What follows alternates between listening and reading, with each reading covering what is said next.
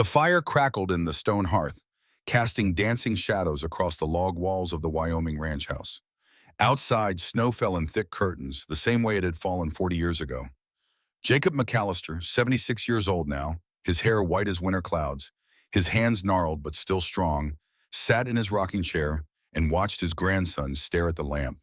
The boy's name was Tommy, 12 years old, with his grandmother's auburn hair and his great-grandmother's green eyes. He sat cross-legged on the braided rug, close enough to feel the fire's warmth, far enough to watch the old man's face. Between them, on the mantel above the hearth, sat a lamp that had seen better days. A Dietz tubular lantern, manufactured in 1883, its brass fittings tarnished with age, its glass chimney clouded but intact. The kind of lamp every frontier home once owned. The kind of lamp that could burn for 12 hours on a single tank of kerosene if you kept the wick trimmed right. Tommy had seen his grandfather light that lamp every Christmas Eve since he could remember. Never missed a year. Rain or shine, sick or healthy, Jake McAllister would climb those 3 steps to the mantel, strike a match with his thumb the old way, touch flame to wick, and watch that golden glow spread across the room. And every year, Tommy wondered why. There were electric lights now in most of the house, modern conveniences his grandfather had finally accepted after years of Maggie's gentle insistence. But that lamp still burned on Christmas Eve. Tommy reached up, fingers stretching toward the tarnished brass base. Jake's voice stopped him, low and rough as creek gravel. "Don't touch it yet, boy. Not until you know its story." Tommy pulled his hand back, settled onto the rug again, looked up at his grandfather with those wide young eyes that hadn't yet learned what loss could do to a man. "Why do you light it every year, Grandpa?" "It's just an old lamp." Jake's weathered face creased into something that might have been a smile, though his eyes held depths Tommy couldn't yet understand. The old cowboy reached up, his joints creaking with the movement, and lifted the lamp down from the mantel. He held it between his palms like a man holds something sacred, something that once saved his life. "This lamp," Jake said, his voice dropping to that storytelling register that could hold a room silent, "saved my life twice. Once in the worst blizzard Wyoming ever saw, and once in a different kind of storm, the kind that happens inside a man when he's forgotten how to live." The boy leaned forward, firelight catching in his eyes. "Tell me." Jake set the lamp on the small table between them, his fingers trailing across the glass chimney, tracing patterns only he could see. Patterns written in memory and time and grief transformed into something else, something better. "It's a long story, boy, about the winter of 1885. The winter that killed me and brought me back to life. The winter I met your grandmother." Tommy grinned, young enough to find romance in everything, old enough to understand that love stories could be complicated. "Grandma Maggie." Jake nodded slowly, his eyes drifting past the fire, past the walls, past the present moment entirely. When he spoke again, his voice carried 40 years of distance. "She wasn't your grandma yet. She was just a woman with a lamp in her window. A stranger who believed in something we used to call frontier law. You light a lamp on dark nights. You open your door to those in need. You don't ask questions before you save a life." The old man's fingers tightened on the lamp's handle. It started with a broken wagon axle and a man too stubborn to ask for help. A man too buried in his own grief to see his sons were drowning right beside him. That man was me, Tommy. And if not for this lamp, if not for the woman who lit it, I wouldn't be here. You wouldn't be here. None of this would exist. Tommy settled deeper into the rug, pulled a quilt around his shoulders, and waited. Outside, the wind picked up, rattling the windows the same way it must have rattled them 40 years ago. And Jake McAllister, old cowboy, old widower twice over, old survivor of more winters than most men get to see, began to speak. His voice dropped into the cadence of memory, and the years fell away like snow sliding off a steep roof. "Let me tell you about December 24th, 1885. Let me tell you about the day I thought I'd lose everything that mattered. The sky over Wyoming territory hung low and gray, pressed down like a wool blanket soaked in creek water. The kind of sky that warned of storms to come, the kind old-timers read like scripture and young fools ignored at their peril. Jacob McAllister, 36 years old then, his beard long and unkempt, his eyes carrying 20 months of grief, should have read that sky better. He'd been a cowboy his whole adult life. Trail boss at 23, leading cattle drives from Texas to Montana through country that ate weak men and spat out their bones. He knew weather, knew storms, knew the taste of snow before it fell. But knowing and caring were different things, and Jake McAllister hadn't cared about much of anything since Sarah died. The wagon rattled over frozen ground, its wheels crunching through patches of old snow, its frame creaking with every rut and stone. Jake sat on the driver's bench, reins loose in his calloused hands, a Winchester Model 1873 rifle resting against his right thigh where he could reach it fast if needed. Wolves ran hungry in winter. Sometimes desperate men were worse than wolves. Behind him in the wagon bed, wrapped in blankets that weren't quite warm enough, his three sons huddled together like puppies in a den. Elijah, 11 years old, trying so hard to be a man that he'd forgotten how to be a boy. Nathaniel, 7, who'd stopped talking much after they buried his mama, some days not speaking at all. And Tobias, just 5, still young enough to ask questions about when mama was coming home, still innocent enough to believe happiness was something that could return. The supplies took up the rest of the wagon bed: 50 pounds of flour in a burlap sack, 10 pounds of sugar in a wood crate, 5 pounds of coffee beans, because a man could survive winter without a lot of things, but coffee wasn't one of them. Salt pork wrapped in canvas, matches in a tin box, each one precious, as gold when your life depended on fire. Basic supplies for a basic Christmas, because Jake had forgotten how to celebrate anything. He'd made the trip to town because the cupboards were bare and even grief couldn't stop hunger. Should have waited, he thought, watching that gray sky press lower. Should have waited until after Christmas. Should have done a lot of things different. But should-haves didn't change what was. And what was a man who'd been running from ghosts for 20 months, dragging his sons along behind him like tin cans tied to a dog's tail. Running, always running, but never quite fast enough to leave the pain behind.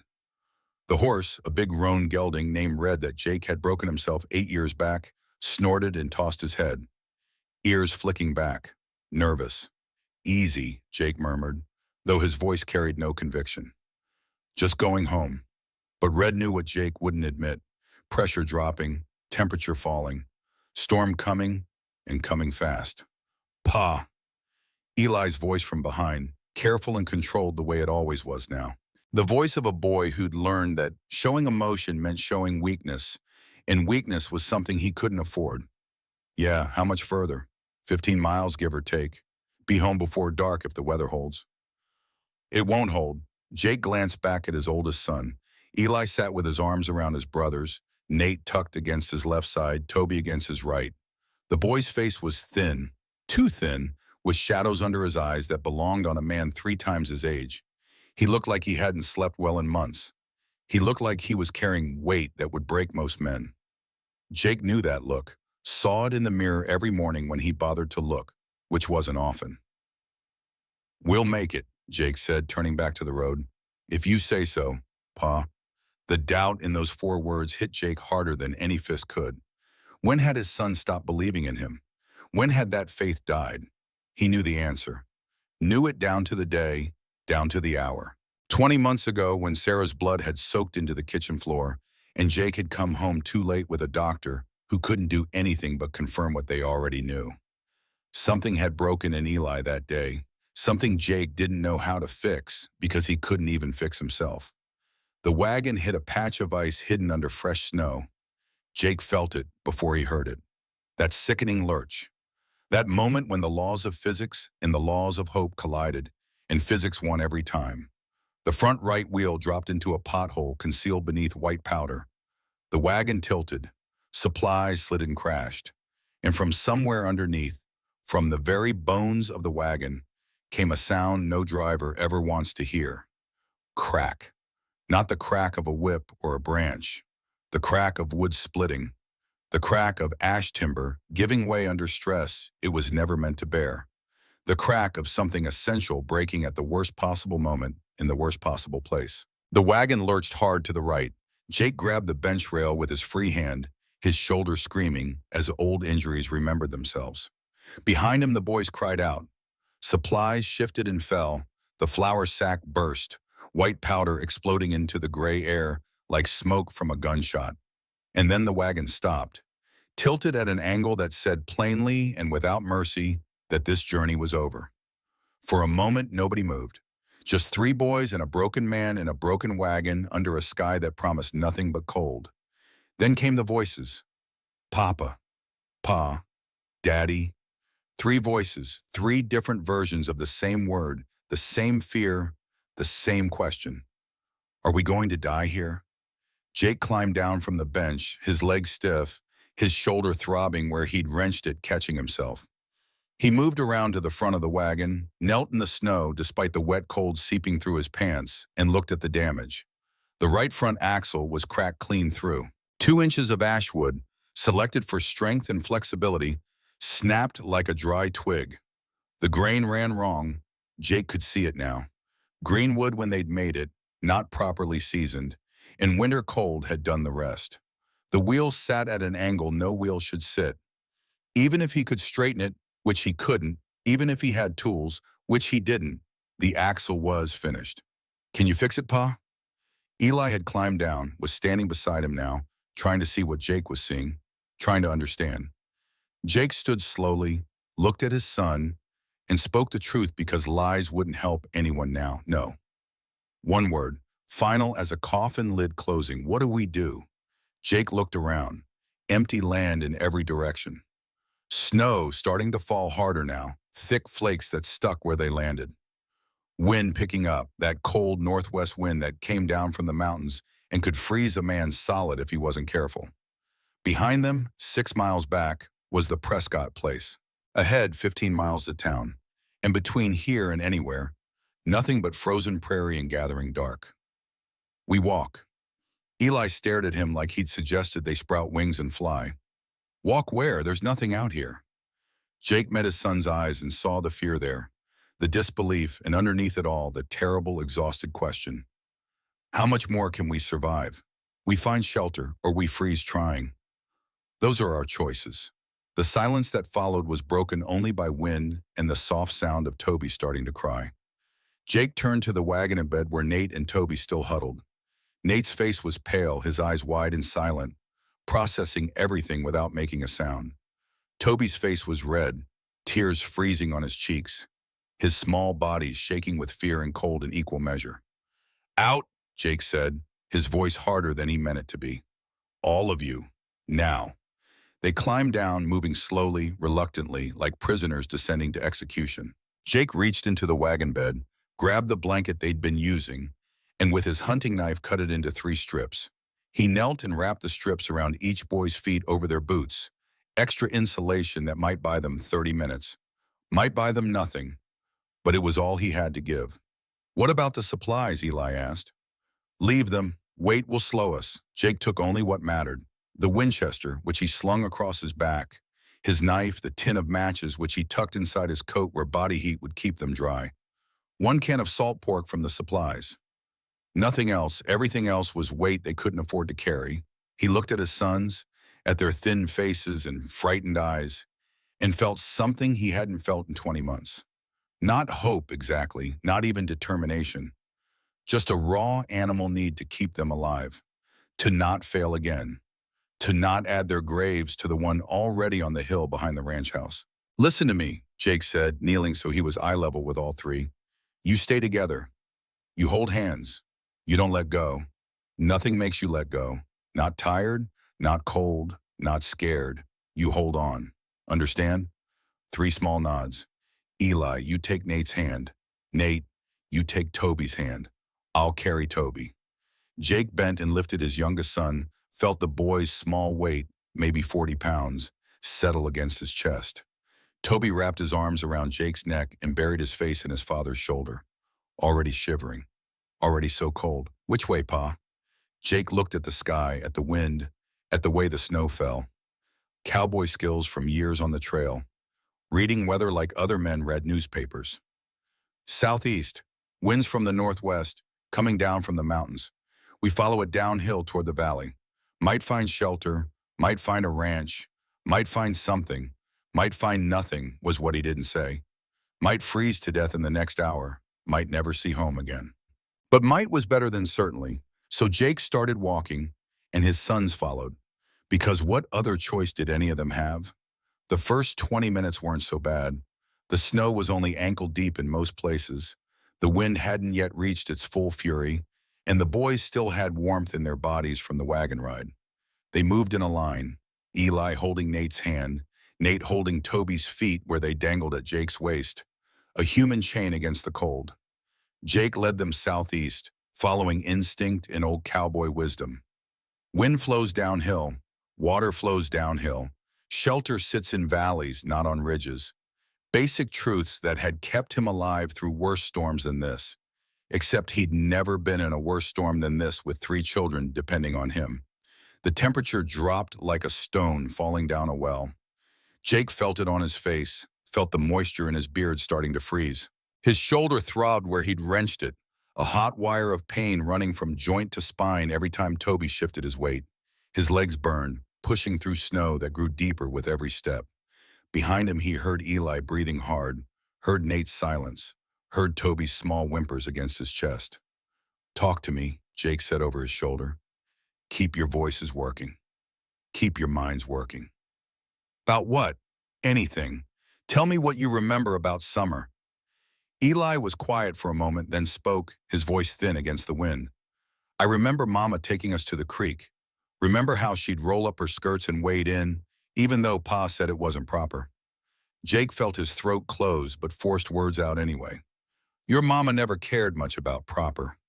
She'd catch crawdads with his bare hands," Eli continued, and his voice was stronger now, warmed by memory. "Remember that, Nate? Remember how she'd let us keep them in a bucket?" Nate didn't answer, but Jake felt a small hand tighten on Toby's feet. "They'd die by morning," Eli went on. "And Mama would say, that's why we can't hold on to wild things. They're meant to be free." "Remember that, Pa?" Jake remembered. Remembered Sarah standing knee-deep in summer water, sunlight in her hair, laughing as the boys splashed and played. Remembered her voice saying those exact words. They're meant to be free. He thought she was talking about crawdads. Now he wondered if she'd been talking about herself. "I remember," Jake said. They walked on. The snow deepened. 30 minutes became 40. The wind picked up, howling now, a living thing that wanted them dead. And then Eli fell. It happened fast. One moment the boy was walking, the next he'd stepped into a snowdrift that went up to his chest. He went down hard, disappearing into white powder, his hand ripping free from Nate's grip. Nate stopped, uncertain, while Toby made a frightened sound against Jake's neck. Jake turned, saw his oldest son floundering in snow like a man drowning in frozen water. He reached down with his free hand, his right hand, because his left shoulder wouldn't cooperate, grabbed Eli's coat collar, hauled him up with strength born from pure desperation. The boy came up gasping, covered in white, his eyes wide with fear he was trying so hard not to show. "You hurt?" Eli shook his head, but his teeth were chattering now. "Then keep moving." "Pa." The words stopped Jake cold. Something in how Eli said it. Not scared exactly. Something worse. Something resigned. "Are we gonna die?" Jake looked at his son, at this 11-year-old boy who was trying so hard to be brave, who'd already seen his mother die, who'd been holding his family together while his father fell apart. Jake wanted to lie, wanted to promise they'd be fine. But lies had no place in winter. Winter demanded truth. "Not if I can help it. That ain't an answer, it's the only one I got." For a moment they just stood there, father and son, both knowing the truth neither wanted to speak. That sometimes helping wasn't enough. Sometimes men tried their best and still failed. Sometimes the cold won. Then Jake turned and started walking again, because stopping meant dying, and he wasn't ready to die, not yet. Not while his son still needed him. They pushed on. 40 minutes became 60. The world narrowed to a tunnel of white. Snow above, snow below, snow swirling horizontal in the wind. Jake's legs felt like lead weights. His shoulder had gone from hot pain to cold numbness, which was somehow worse. Toby's weight seemed to double with every step. And then Nate fell. The boy went down without a sound, just suddenly wasn't there anymore when Jake glanced back. He lay in the snow, not moving, not trying to get up. Just lay there like he'd decided this was far enough. Jake lowered Toby to his feet, felt the cold shoot through his arms as he released the weight. He knelt beside Nate, this silent boy who kept everything locked inside, and saw tears frozen on his cheeks. "Nate, get up." No answer. Nate's eyes were open but empty, like he'd gone somewhere else inside his head. Somewhere safer, somewhere warmer, somewhere Jake couldn't follow. Jake grabbed his son's shoulders, not gentle, and spoke with a fierceness that surprised even himself. "Listen to me. Your mama carried you inside her for 9 months, and she didn't quit. She brought you into this world screaming and fighting, and she didn't quit. You don't get to quit either. You hear me?" Nate blinked and something came back into his eyes.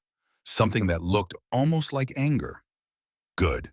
Anger was better than emptiness. Anger could keep you alive. "I miss her, Papa." The name hit Jake like a fist. Not Pa, Papa. The name Nate had called him when he was little, before Sarah died, before everything went dark. "I know. Do you? Sometimes I think you forgot about her. You never talk about her anymore. You never say her name. It's like she never existed." The words should have hurt, would have hurt, if Jake hadn't already bled himself dry of feeling. But somewhere underneath the numbness, he knew Nate was right. He'd stopped saying Sarah's name because saying it felt like swallowing broken glass. Stopped talking about her because talking meant feeling, and feeling meant remembering, and remembering meant acknowledging she was really gone. "Get up," Jake said, pulling Nate to his feet. "We'll talk about your mama later. Right now we walk." Nate stood and Jake saw the hurt in his eyes, the disappointment. One more failure to add to the list. One more way he'd let his sons down. They walked. 60 minutes became 70.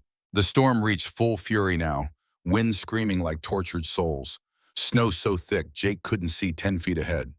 He carried Toby again, the boy's small body growing heavier with each step, growing colder, growing too quiet. "Papa?" Toby's voice so small Jake almost didn't hear it. "Yeah, son, I'm sleepy." Two words that struck more terror into Jake's heart than any gunshot. Sleepy meant hypothermia. Sleepy meant the body shutting down. Sleepy meant dying, but slowly, so you didn't even realize it was happening. "No. Stay awake, Toby. Stay awake and talk to me. Don't want to talk. Want to sleep." Jake jostled the boy, maybe rougher than he should have. "Tell me what you want for Christmas." Toby's head lolled against Jake's shoulder.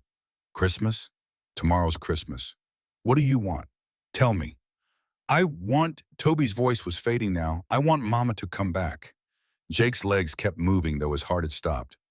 "Mama can't come back, son." "I know." Toby's arms tightened weakly around Jake's neck. "Then I want us to be happy again. Like before Mama went to heaven." "We were happy then, weren't we, Papa?" Jake couldn't answer. His throat had closed completely. Yes, they'd been happy. He'd forgotten what that felt like.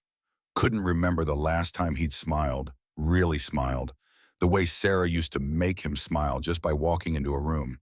Are we ever gonna be happy again? Jake opened his mouth to answer, to lie, to promise something he had no power to deliver. But before he could speak, Eli's voice cut through the wind. "Papa, look." Jake squinted through the snow and wind. At first, nothing, just white on white on white. Then he saw it, faint and golden, maybe half a mile distant, maybe less. A light. "I see it too," Nate breathed. "Papa, I see it. Could be real. Could be their eyes playing tricks, hope making them see what wasn't there.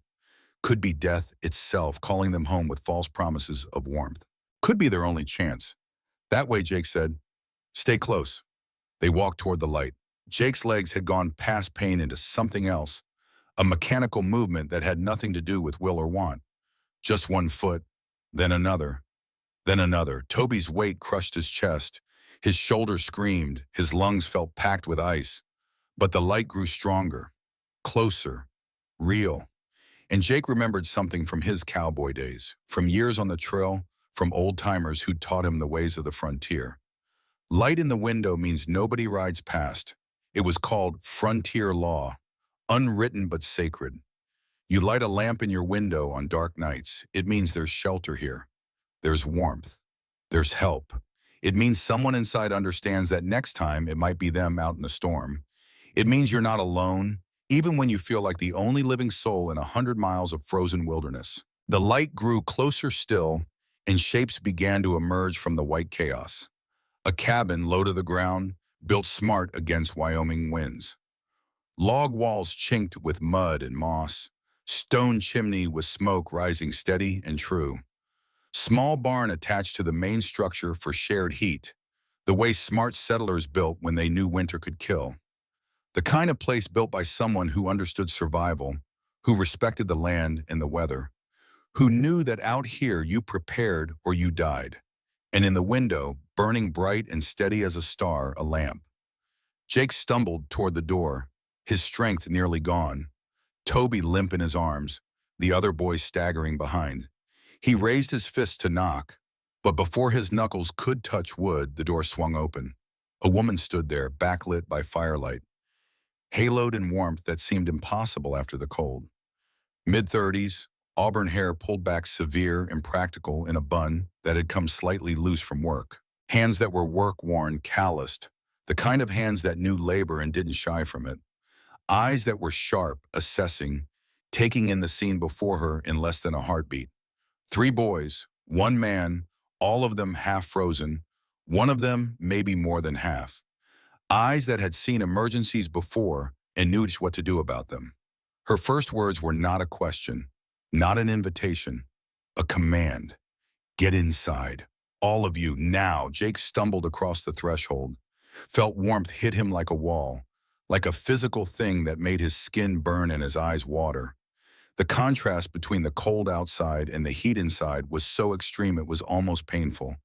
He felt his knees buckle, caught himself on the back of a chair, held it white-knuckled, while the world spun and his vision went gray at the edges. The woman was already moving. No wasted motion. Everything purposeful, practiced, professional. She grabbed quilts from a chest near the wall, heavy wool blankets that smelled of cedar and age. She pointed to the fireplace where flames crackled in a stone hearth. Put the boy by the fire. That one, the small one. Move. Jake carried Toby to the fireplace, his legs barely working, his arms shaking with exhaustion and cold and fear. He lowered his youngest son onto a braided rug that lay before the hearth, and when his arms were empty, he almost fell. Almost let himself collapse right there. But the woman was kneeling beside Toby now, her hands already checking, assessing, working with the kind of efficiency that comes from training and experience. She checked Toby's fingers, his toes, his ears. Looking for frostbite, looking for the white waxy skin that meant tissue was already dying. Looking for signs of how far gone he was, how much time they had, whether she'd opened her door in time or too late. She looked up at Jake and her eyes were hard but not unkind. Frostbite starting on the ears, but you got to him in time. Another 20 minutes, maybe less, and I'd be telling you different words. Jake tried to speak, but nothing came out. His throat had closed completely, fear and relief and exhaustion all hitting at once. A wave of emotion he couldn't process, couldn't name, couldn't handle.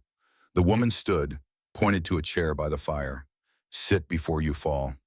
Jake sat, his legs gave out the moment his weight hit the wood. He watched, numb and dazed, as the woman moved around the cabin. She wrapped each boy in a quilt, heavy wool that would trap body heat and warm them slowly. She built up the fire, adding logs with practiced ease, adjusting them so the flames caught quick and hot. She put a kettle on to heat, water for tea or coffee or whatever else they needed. She moved like a soldier, like someone used to emergencies, like someone who'd seen worse than 3 half-frozen people stumbling out of a blizzard on Christmas Eve. You're trained, Jake managed to say. His voice sounded strange in his own ears, thick and slow. Army nurse, Fort Laramie, 78 to 81. She glanced at him over her shoulder, her hands still working, still moving, never stopping. What's an Army nurse doing alone in Wyoming backcountry? Same thing you're doing in a blizzard on Christmas Eve.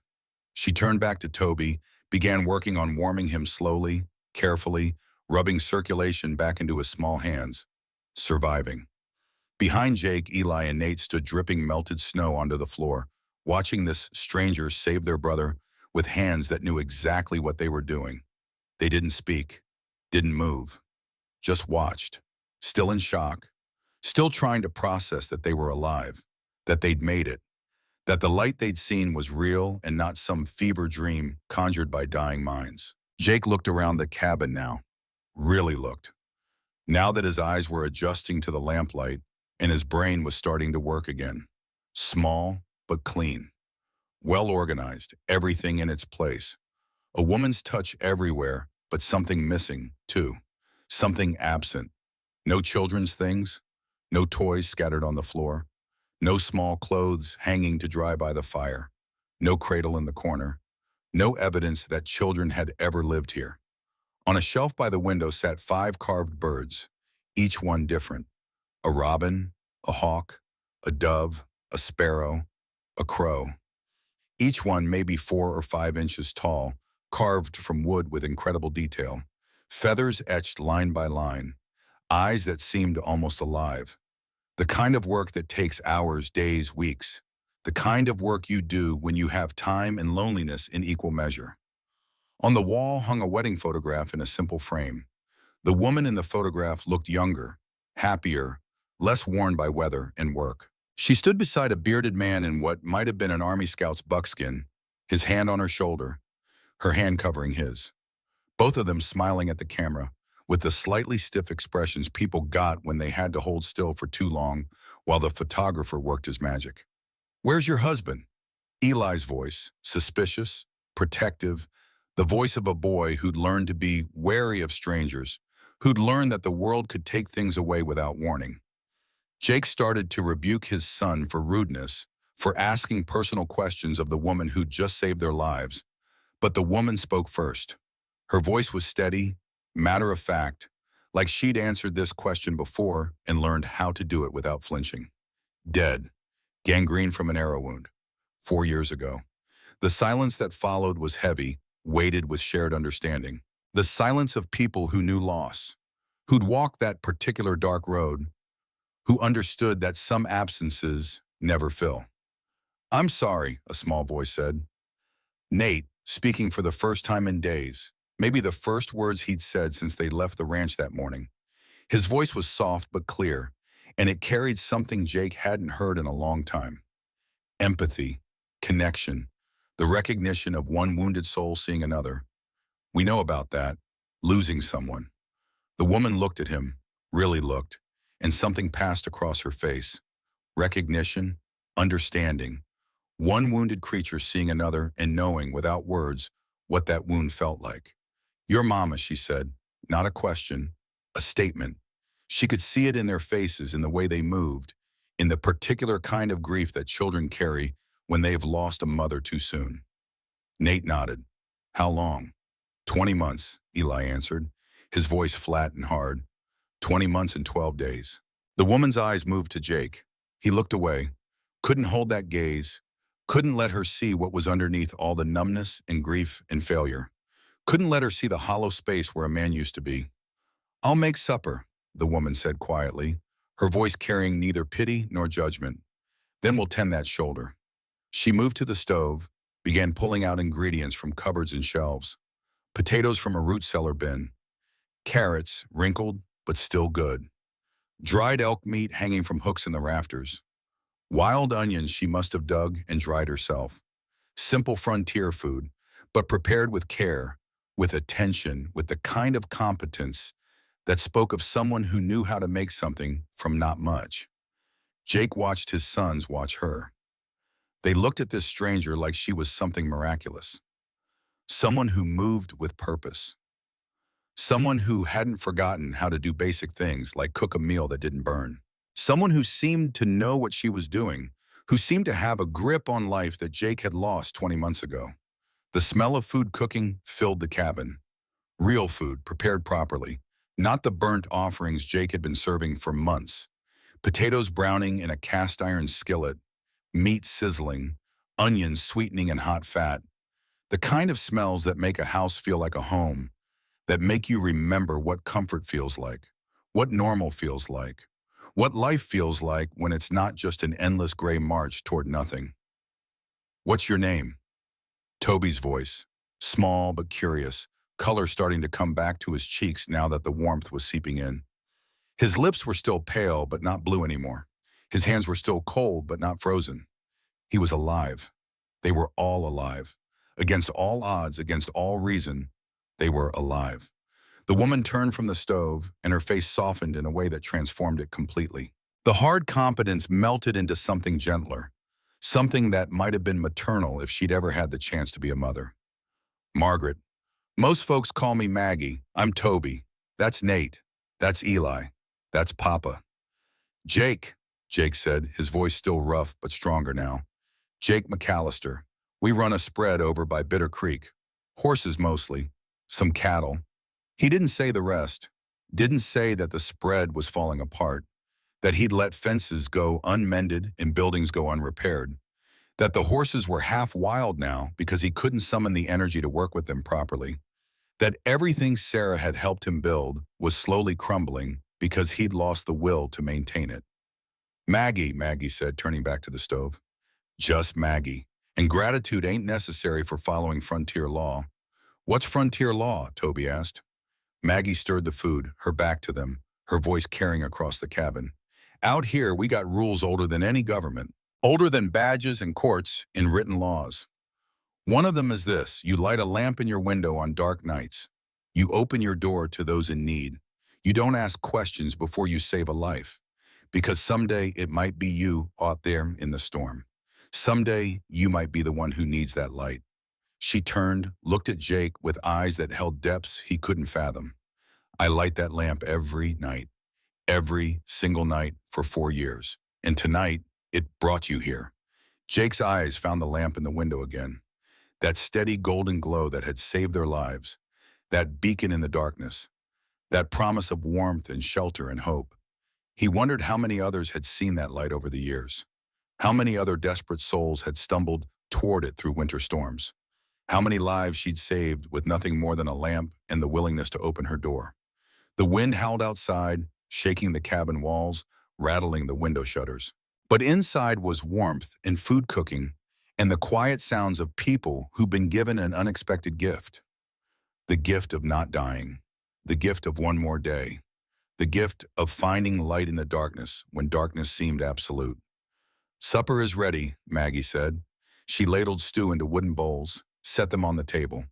The boys climbed into chairs, exhaustion making them clumsy, cold making their movements slow. Jake sat too, his body one massive ache, his shoulder throbbing in rhythm with his heartbeat. They ate in silence at first. The boys because they were too hungry and too tired for words. Jake because he couldn't remember the last time he'd tasted food that wasn't burnt or under-seasoned or just barely edible. This was real cooking, the kind Sarah used to do, the kind he'd forgotten existed. This is real good, Miss Maggie, Eli said finally, his voice soft, almost shy. Thank you.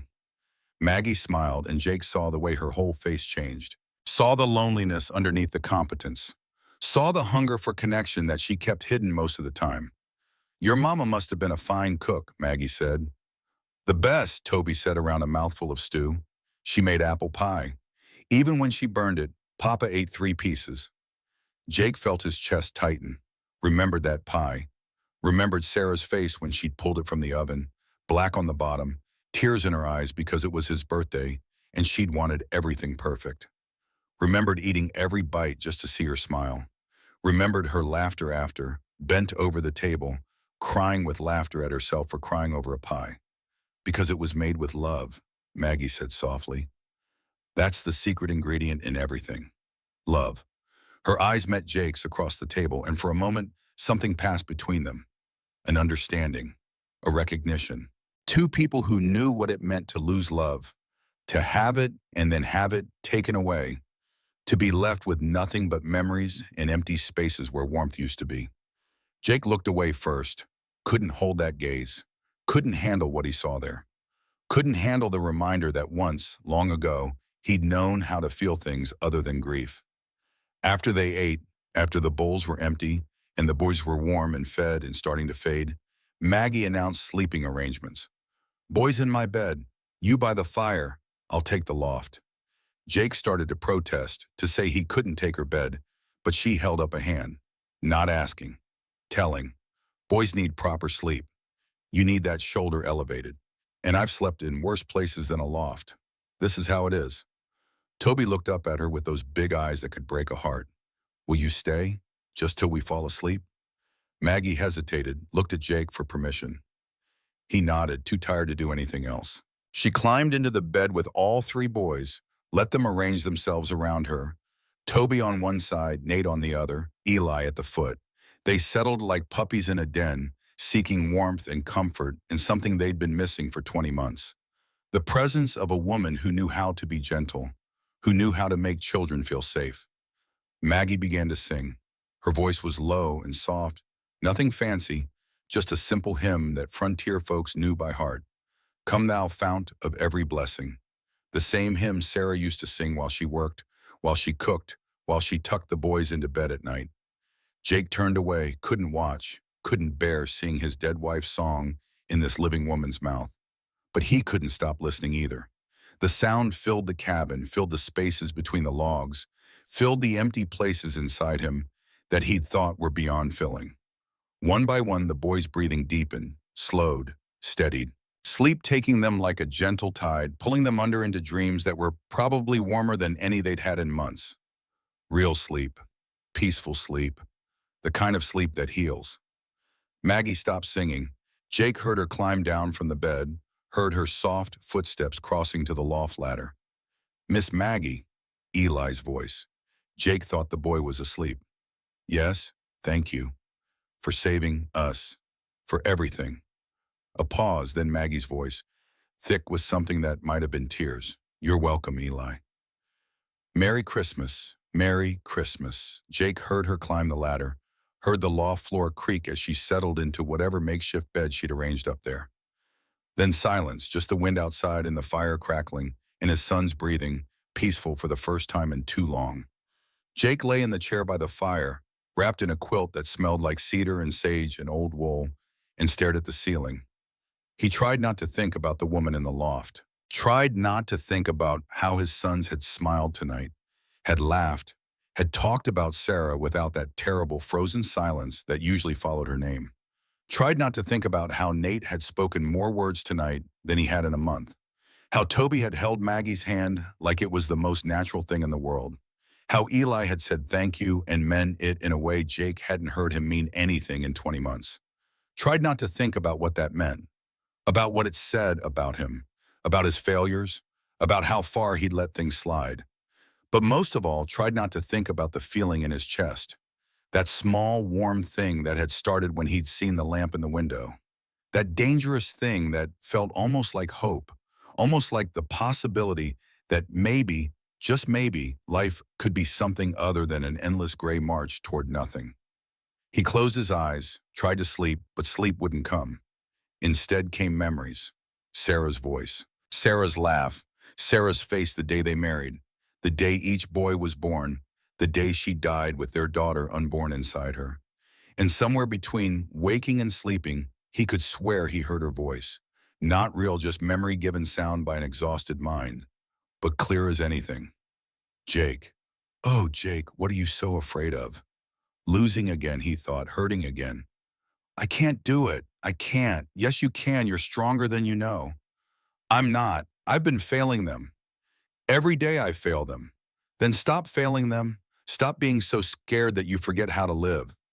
I didn't die so you could join me early. I died so you could go on, so you could raise our sons, so you could love again. I don't want to love again, I know, but you will. And when you do, I need you to promise me something. Anything. Don't run from it. Don't hide. Don't be so scared of losing that you forget how to hold on. Jake opened his eyes, stared at the ceiling, felt tears track down his temples into his hair. He didn't believe in ghosts, didn't believe Sarah was really speaking to him. But maybe some part of him, the part that had known her best, was speaking in her voice, saying the things she would have said if she could, giving him permission he didn't know he needed. From the loft came a sound, soft, muffled, someone crying, Maggie trying not to be heard, trying not to let her grief disturb the peace she'd created. Christmas Eve in a cabin full of children she'd never have. Children who would leave tomorrow and take the warmth with them, leaving her alone again with her birds and her lamp and her empty hopes. Jake understood that loneliness, had lived in it for 20 months, was still living in it. He closed his eyes again and tried to sleep. Outside, the storm raged on. But inside, there was warmth and safety and something that might, if he was brave enough to reach for it, turn into hope. The fire in the hearth had burned lower. Tommy still sat on the rug, knees drawn up, eyes wide and bright with the story. Outside, the snow still fell, but gentler now, the way it falls when a storm is ending. That was the first time I saw her, Jake said, his old hands still resting on the lamp. The woman who would save us all. Grandma Maggie. She wasn't your grandma yet, just a woman with a lamp. A stranger who believed in something simple, that we're meant to help each other, that we're meant to light lamps for those who are lost. The old man lifted the lamp again, held it up so the firelight caught the glass. She lit this lamp every night for 4 years, Tommy, every single night, waiting for someone who needed it. And when we needed it most, when we were dying in that storm, it was there, burning bright, calling us home. Tommy reached out, touched the lamp with reverent fingers. What happened next, Grandpa? Jake smiled, but it was a complicated smile, holding 40 years of memory, of and pain, and lessons learned the hard way. What happened next is the hard part, boy, because surviving the storm was easy compared to surviving what came after. The hard part was learning how to live again, learning how to let people in, learning that loving again doesn't mean betraying what you lost. It means honoring it by continuing to live. He set the lamp back on the table, fed another log to the fire. But that's a story for the rest of the night, because what happened in those next few days, that changed everything. Changed me, changed your grandma, changed what family means. Tommy settled deeper into his quilt, ready to listen as long as the old man would talk. Tell me, he said, and Jake did. Morning came slow and gray, the kind of winter dawn that creeps in without announcing itself. Jake woke to the smell of coffee and bacon. Real bacon. Not the salt pork he'd been burning for months. The scent pulled him from dreams he couldn't quite remember. Dreams of Sarah and lamplight and voices calling his name through snow. He sat up in the chair by the fire, his whole body one massive ache. His shoulder throbbed where he'd wrenched it, stiff and swollen now that the adrenaline had worn off. His legs felt like someone had beaten them with axe handles. His back complained about a night spent in a chair instead of a proper bed. But he was alive. His sons were alive. That was more than he'd had any right to expect 12 hours ago. The cabin was quiet except for the soft sounds of Maggie working at the stove. The boys were still asleep in her bed, tangled together under quilts, their faces peaceful in a way Jake hadn't seen since before Sarah died. He watched them for a long moment, these 3 sons who'd somehow survived his neglect, his grief, his slow dissolution, into nothing. Coffee's ready, Maggie's voice quiet so as not to wake the boys. She stood by the stove, her hair already pinned back, her dress practical and worn. She looked like she'd been up for hours, though the light suggested it was barely past dawn.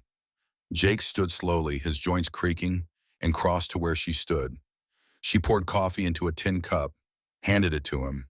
Their fingers didn't touch. Both careful, both aware of something neither wanted to name. Storm passed, Maggie said, looking out the small window. Sky's clearing. You should be able to get to town by afternoon if you leave soon. There it was, the dismissal wrapped in practicality, the door being opened so they could leave before things got complicated, before anyone could start feeling things that would hurt when they had to end. About last night, Jake started. Nothing happened last night. Her voice was firm, controlled. You needed shelter. I had shelter. That's all. That ain't what I meant. I know what you meant. She finally looked at him, and her eyes were guarded in a way they hadn't been the night before. And I'm telling you, it don't matter. You got boys to raise, a ranch to run, a life to get back to, and I got my own life here. Jake wanted to argue, wanted to say something. But what? He barely knew this woman. One night didn't change anything. Couldn't change anything. Even if his sons had smiled more in those few hours than they had in 20 months. Even if Nate had spoken. Even if he'd felt something in his chest that wasn't just emptiness for the first time since Sarah died. I'll tend the horses, he said instead. Check that shoulder when I get back. She nodded once, turned back to the stove. Conversation over. Walls up. Both of them retreating to the safety of practicality and distance. Jake pulled on his coat, wincing as his shoulder protested, and went outside.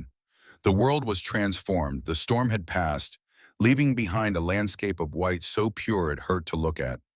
Snow lay deep over everything, sculpted by wind into drifts and valleys. The sky overhead was pale blue, washed clean by the storm. Beautiful and deadly in equal measure. The kind of beauty that could kill you if you weren't careful. Jake walked to the small barn attached to the cabin.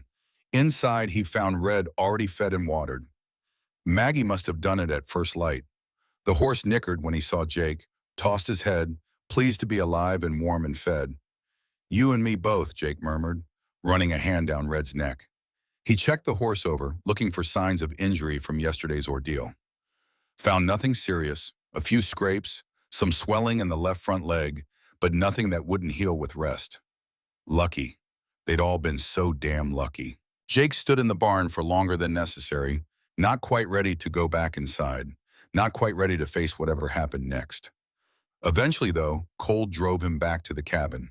He found the boys awake, sitting at the table, watching Maggie cook breakfast. They looked better.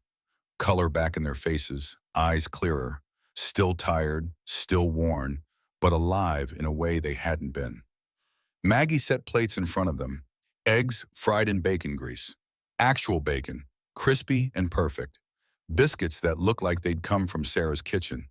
Simple frontier breakfast, but it might as well have been a feast from the way the boys attacked it. Jake sat down and Maggie put a plate in front of him too. Then she stood back, arms crossed, watching them eat with an expression he couldn't quite read. "This is real good, Miss Maggie," Eli said. His voice was soft, careful, like he was afraid she might disappear if he spoke too loud. "Thank you. Your mama used to cook like this," Nate added, "before she got sick, before the baby." The table went quiet. Jake's jaw tightened. They didn't talk about that, about the pregnancy that killed Sarah, about the daughter who died with her, about the double grave on the hill behind their ranch house. But Maggie didn't flinch, didn't change expression, just nodded slowly. "Your mama must have been a fine cook." "The best," Toby said. "She made apple pie. Even when she burned it, Papa ate 3 pieces. Because it was made with love," Maggie said quietly, looking at Jake now. "That's the secret ingredient in everything. Love." The word hung in the air between them. Heavy, dangerous, full of implications neither was ready to handle. After breakfast, the boys explored while Maggie tended to Jake's shoulder. She had him remove his shirt, examine the joint with practiced fingers that knew what they were looking for. "Grade 2 separation," she said. "Could be worse. You won't be roping cattle for a while, but it'll heal clean if you're careful." She wrapped it with strips of cloth she must have torn from old sheets, binding it tight to support the joint. Her hands were gentle but efficient. No wasted movement, no hesitation. Army training showing through. "You ever miss it?" Jake asked. "The nursing?" "Every day." "Why'd you stop?" "Robert wanted to homestead. Build something, so we came out here, filed a claim, built this cabin." She finished wrapping, tied off the bandage. "Then he died, and the claim was mine. Been here ever since. You could go back. To Philadelphia. To nursing. Could." Her hands dropped away from his shoulder. "But then, who'd light the lamp?" She moved away before he could respond, began cleaning up the breakfast dishes. Jake pulled his shirt back on, awkward with one arm, his shoulder protesting every movement. Nate had found the carved birds on the windowsill. He held one carefully, a robin with its wings spread mid-flight, turning it over in his small hands to examine every detail. "Did you make these?" Maggie turned from the dishes, nodded. "Winter projects. Gets lonely out here. Needed something to do with my hands. They're beautiful." Nate's voice had more life in it than Jake had heard in months. "Can you teach me?" Maggie looked at the boy, and something broke open in her face for just a moment before she controlled it. Something that looked like hunger and hope and desperate longing all mixed together. "Maybe," she said, "if your papa says it's all right." Nate looked at Jake with eyes so hopeful it hurt to see. "Fine by me," Jake heard himself say. Watching his son's face light up made something twist in his chest. When was the last time he'd made any of his boys happy? When was the last time he'd given them anything except burnt food and empty silence? Toby had wandered to a small chest in the corner. Before anyone could stop him, he opened it. "Miss Maggie, what are these?" Jake stood up, started to cross the room, but Maggie got there first. She knelt beside Toby, her face going pale as she looked into the chest. Baby clothes, tiny gowns, smaller than seemed possible. Little shirts with careful stitching, knitted blankets in soft colors, all carefully made, all never used, all yellowing with age and abandonment. Toby lifted one of the gowns, held it up. "These are so little. Are they for a baby? Do you have a baby, Miss Maggie?" The silence stretched too long. Maggie reached out, touched the small gown with shaking fingers. "I made these a long time ago." Her voice was barely above a whisper. "When I thought, when I hoped." She stopped. Couldn't finish. "When you hoped you'd have a baby," Toby said, his child's voice cutting through pretense to simple truth. "Like Mama hoped for our baby sister." "Yes." One word, barely audible, like that. "What happened?" Toby's innocent question landed like a stone in still water. "Toby," Jake said, his voice sharp, "that's enough. Close the chest. It ain't yours to look through." But Maggie held up a hand, stopping striking him. She looked at Toby with eyes that were bright with unshed tears. "It's all right." She closed the chest gently, stood up. "He should know. Children should know the truth." She turned to face all of them, Jake and his three sons, and spoke with the kind of steady courage that comes from having survived the worst and found you could still stand. "My body couldn't make babies. The army doctors told me when I was young. I didn't believe them. Kept hoping, kept making clothes, kept waiting." She shrugged, a small gesture that tried to pretend it didn't matter, that 4 years of hoping hadn't slowly killed something inside her. But some things ain't meant to be. Toby walked over to her, looked up with those big eyes that saw too much. "That's real sad, Miss Maggie. You'd be a good mama. I can tell." Maggie's control cracked. A single tear escaped, ran down her cheek before she could stop it. She wiped it away fast, angry at herself for showing weakness. "Thank you, Toby. That's kind of you to say." "It ain't kind, it's true." Toby looked back at Jake. "Ain't it, Papa?" Jake couldn't answer. His throat had closed completely, because looking at Maggie with his son's small hand in hers, seeing the naked longing on her face, he felt something stir in his chest. Something he'd thought died with Sarah. Something that terrified him more than any blizzard ever could. The visitor. They were settling into an uneasy routine. This family of four and the woman who'd saved them when the knock came. Sharp, aggressive, official. Not the knock of a neighbor stopping by. The knock of someone who had authority and wanted you to know it. Maggie's face changed. Jake saw wariness flicker across her features, saw her shoulders tense. She knew that knock, knew who it was before she opened the door. Deputy Henry Walsh stood on the porch, badge gleaming on his chest, hat in his hands like a gentleman, but his eyes hard and assessing. 29 years old, clean-shaven, the kind of good-looking that knew it and used it. He wore his authority like a weapon, casual but ready. "Mrs. Thornton." His voice was smooth, practiced. "Evening, Deputy Walsh." Maggie's voice was cold enough to freeze water. "What brings you out in this weather?" "Making my rounds. Storm like this, I check on folks, make sure everyone's safe." His eyes moved past her, found Jake and the boys inside. "I see you have guests." Jake stood up, immediately not liking this man, not liking his tone, his presumption, the way he looked at Maggie like he owned something. "Jake McAllister. We got caught in the storm. Mrs. Thornton was kind enough to take us in." Walsh stepped inside without being invited, his boots tracking snow onto Maggie's clean floor. He looked around the cabin, taking in everything. The boys, the sleeping arrangements, the intimacy of strangers sharing space. "McAllister, you're the one who lost his wife. Ranch over by Bitter Creek." It wasn't a question. Jake felt his jaw tighten. "That's right. Tragic." Walsh's voice carried no real sympathy. "And these are your boys?" "They are. Storm must have caught you bad. Lucky Mrs. Thornton had her lamp lit." The way he said lamp made it sound like an accusation, like lighting a lamp was somehow improper. Like following frontier law was something shameful. Real lucky, Jake said, his voice flat. Walsh turned to Maggie, and his expression softened in a way that made Jake's skin crawl. You're taking in strangers now, Maggie? Didn't think that was your way. Frontier law, Henry. You know that. I do. Just wondering how long you plan to entertain guests. The word entertain came out wrong. Carried implications that made the room feel smaller, dirtier somehow. We're leaving tomorrow, Jake said. Soon as I can get to the Prescott place, borrow an axle for the wagon. Tomorrow. Walsh nodded, but his eyes said he didn't believe it. Of course. Just making sure everything's proper here. Can't have talk, you understand. Small community. People notice things. There's nothing to notice, Maggie said, her voice hard as iron. Mr. McAllister and his sons needed shelter. I provided it. That's the end of it. Walsh smiled, but it didn't reach his eyes. Of course, no disrespect intended. Just doing my job, looking after the community's welfare. He put his hat back on, tipped it to Maggie. Merry Christmas, Maggie. I'll be checking back. Make sure everything worked out all right. He left, closing the door behind him with exaggerated care. The silence he left behind was thick and uncomfortable. I don't like him, Eli said. Makes two of us, Maggie replied.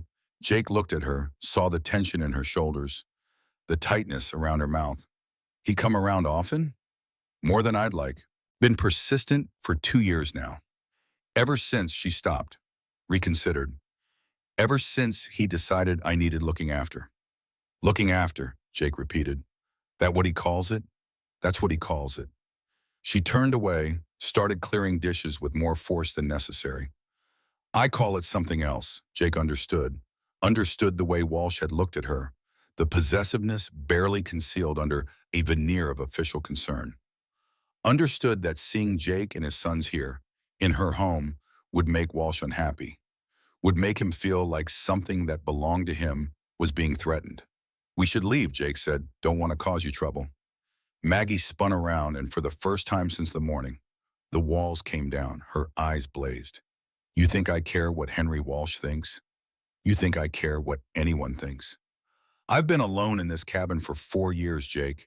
4 years of people telling me what's proper, what's right, what I should do, and I'm done caring. She stopped, seemed to realize she'd said more than she meant to, took a breath, controlled herself. You'll leave when you're ready, not because Walsh says so, not because anyone says so, understand? Jake nodded slowly, understood that she was talking about more than just him leaving, was talking about autonomy, about choice, about the right to live her own life without every man in the territory thinking he knew better. The boys had gone quiet, watching this exchange with wide eyes, sensing undercurrents they couldn't quite name but knew were important.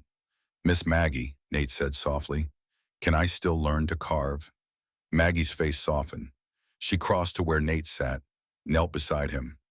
You can learn to carve. If you're here tomorrow, we'll start then.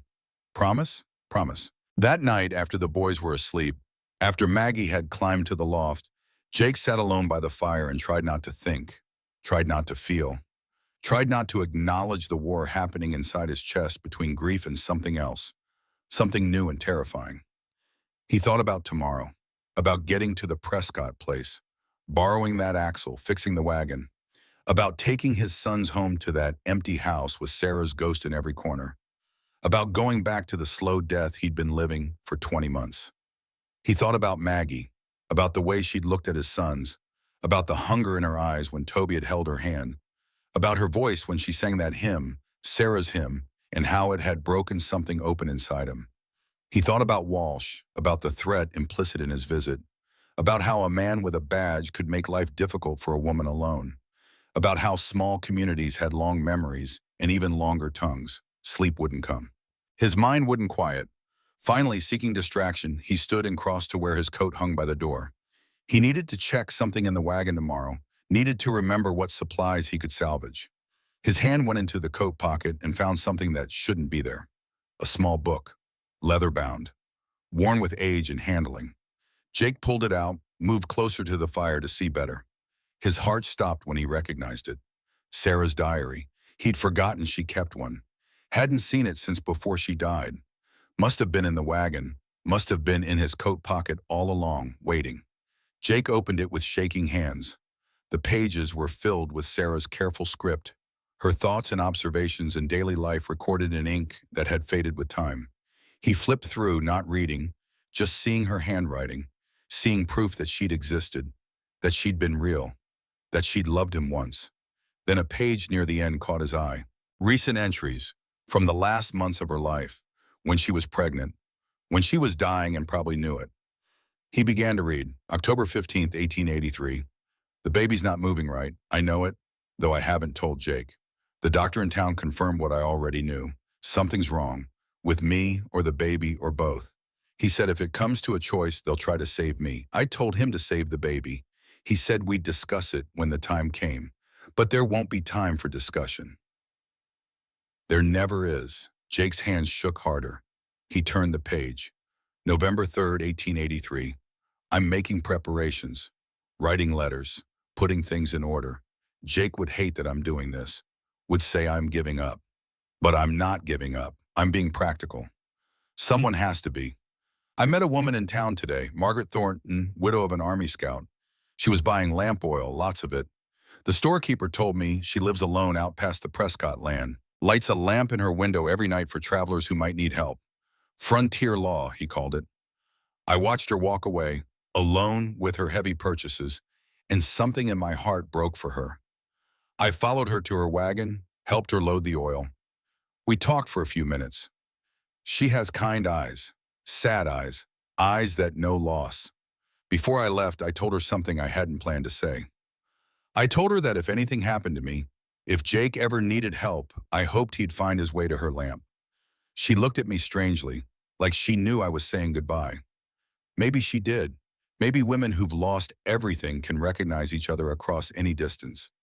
Jake couldn't breathe, couldn't process what he was reading. Sarah had known she was dying, had somehow, impossibly known about Maggie, had sent him here, guided him here, even from beyond death. He turned more pages, looking for anything else, any other mention. December 1st, 1883. I'm writing letters now. One for each boy, one for Jake. I've hidden them in my Bible, the big one we got as a wedding gift. Eli will find them someday. He's smart like that, sees things others miss. I need Jake to know it's all right, to love again, to live again. The boys need a mother, and Jake, my stubborn, loyal, broken Jake, needs to know that moving forward doesn't mean forgetting, that I want him to be happy, that I need him to be happy, or my death will have killed all of us, not just me.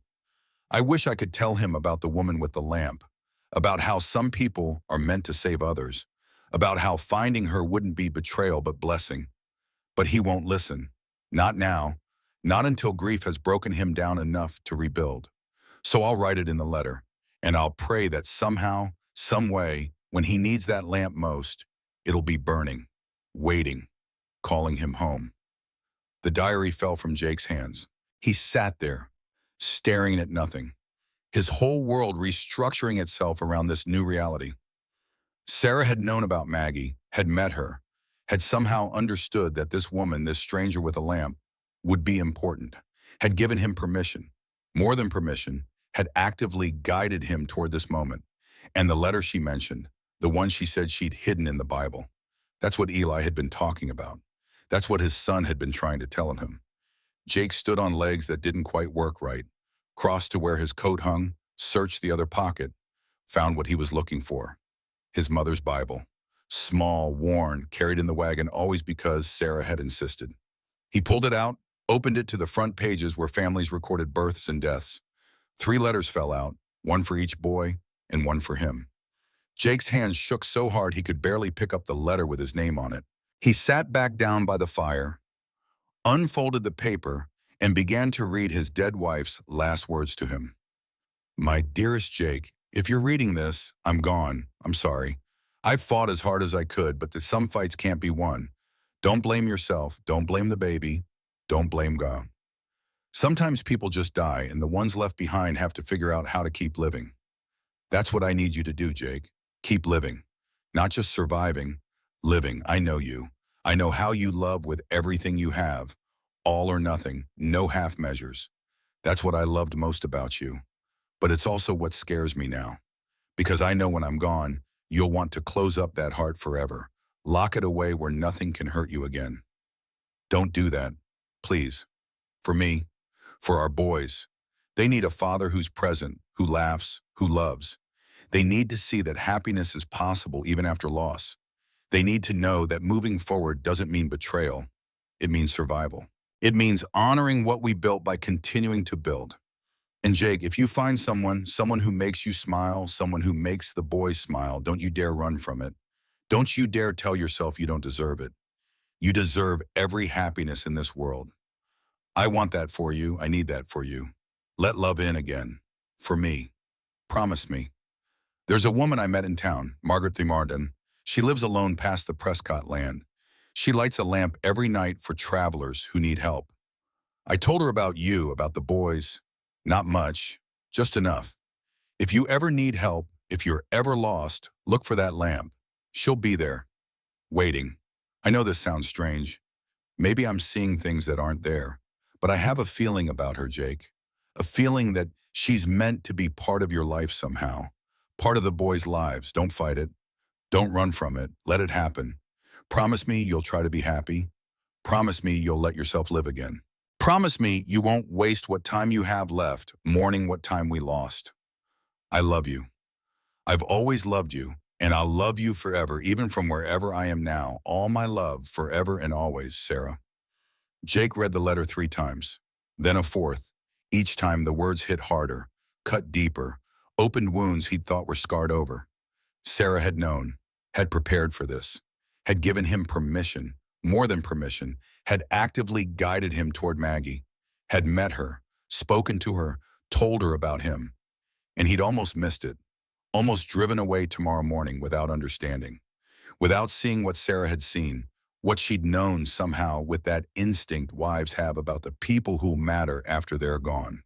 Jake folded the letter carefully, tucked it inside his shirt where he could feel it against his chest.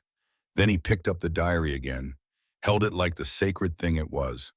From the loft came that sound again. Soft crying, muffled, but unmistakable.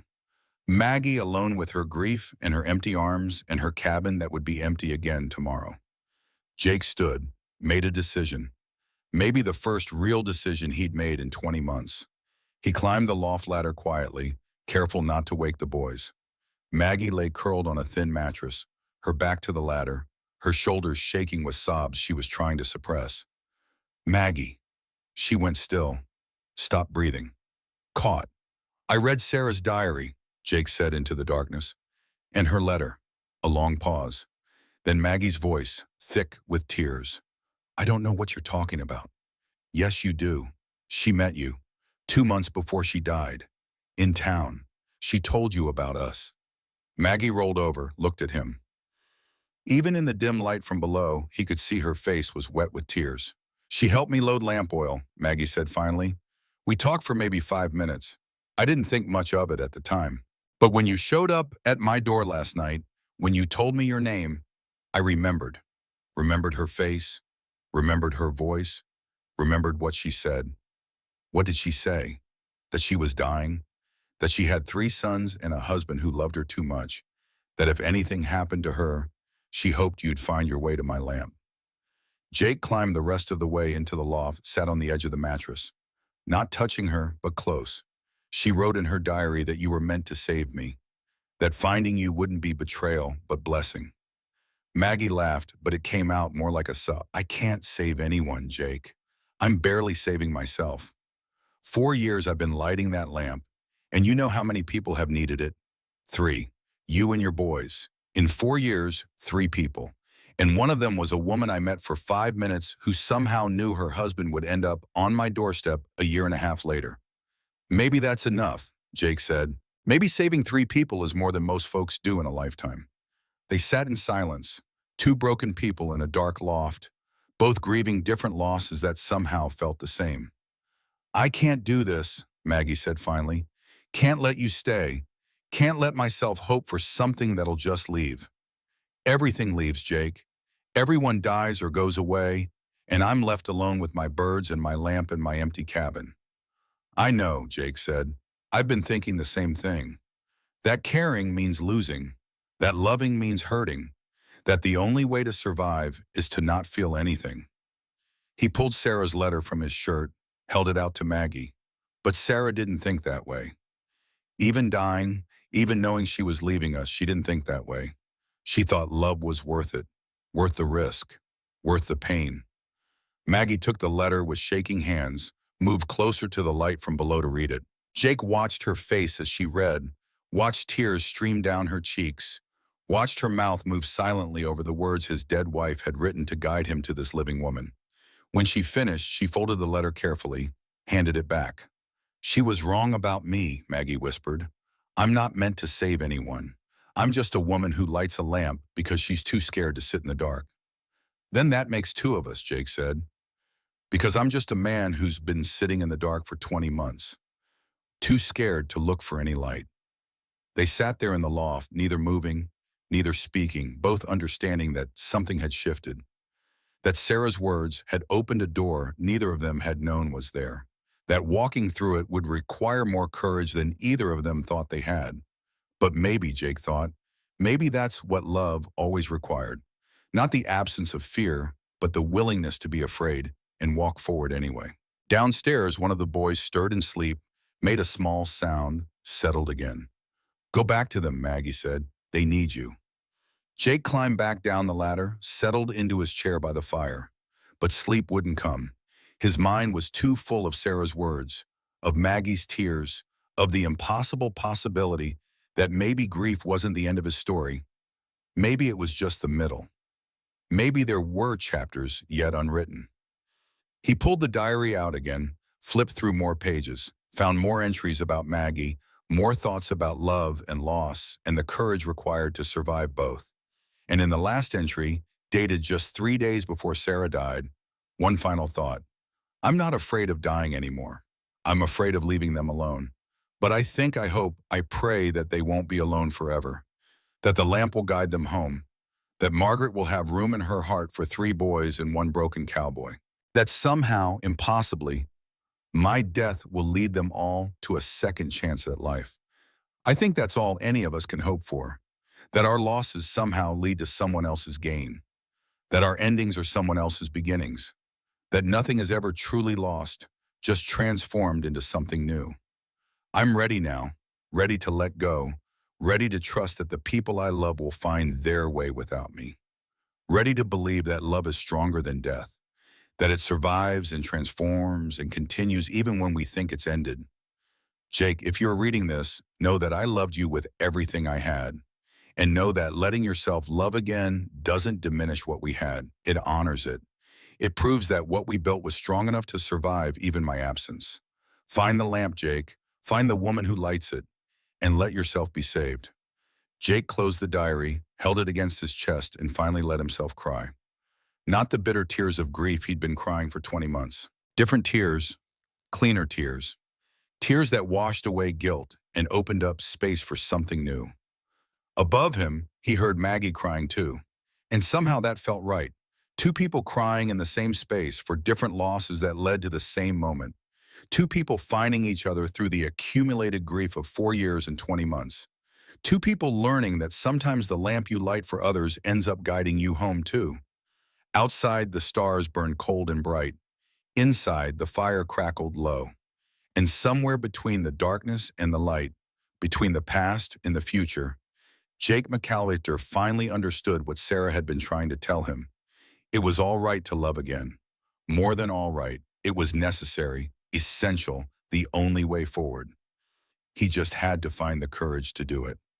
Cut to frame, 1925. The fire had burned down to embers. Jake fetted another log, watched sparks fly up the chimney like stars returning to the sky. Tommy sat exactly where he'd been, transfixed by the story unfolding. "You read Grandma Sarah's letter that night," Tommy said. "The one that told you it was okay." "I did, and I almost didn't believe it. Almost thought I was seeing what I wanted to see instead of what was really there. But you believed it eventually." "Eventually," Jake said. "But not that night. That night I was still too scared, still too broken. It took something else to make me understand. Something that happened the next day that changed everything." "What happened?" Jake smiled, but it was a sad smile, weighted with memory. Your Uncle Toby ran away, tried to walk back to Maggie's cabin in another storm, nearly died doing it. And when I found him, half frozen in the snow, I finally understood what Sarah had been trying to tell me. Tommy leaned forward, eyes wide. Tell me. Jake picked up the lamp, held it so the light caught Tommy's face. I understood that love isn't something you do once and then you're done. It's something you do over and over, every day, even when it scares you, especially when it scares you. Because the alternative is worse. The alternative is dying while you're still breathing, and that's no way to live. He set the lamp down, looked at his grandson with eyes that held 40 years of hard-won wisdom. Your grandma Maggie saved us that night with her lamp, but we saved her too. Saved her from 4 more years of loneliness. Saved her from a life of lighting lamps for other people while sitting alone in the dark herself. Sometimes, Jake said, sometimes the people we save end up saving us right back. That's the real magic of it. What happened next? Tommy asked. Jake fed the fire again, settled back into his chair. What happened next was the hard part, he said, because Deputy Walsh didn't like seeing us at Maggie's cabin. Didn't like it one bit, and he decided to do something about it. Morning came with the kind of clarity that only follows a storm.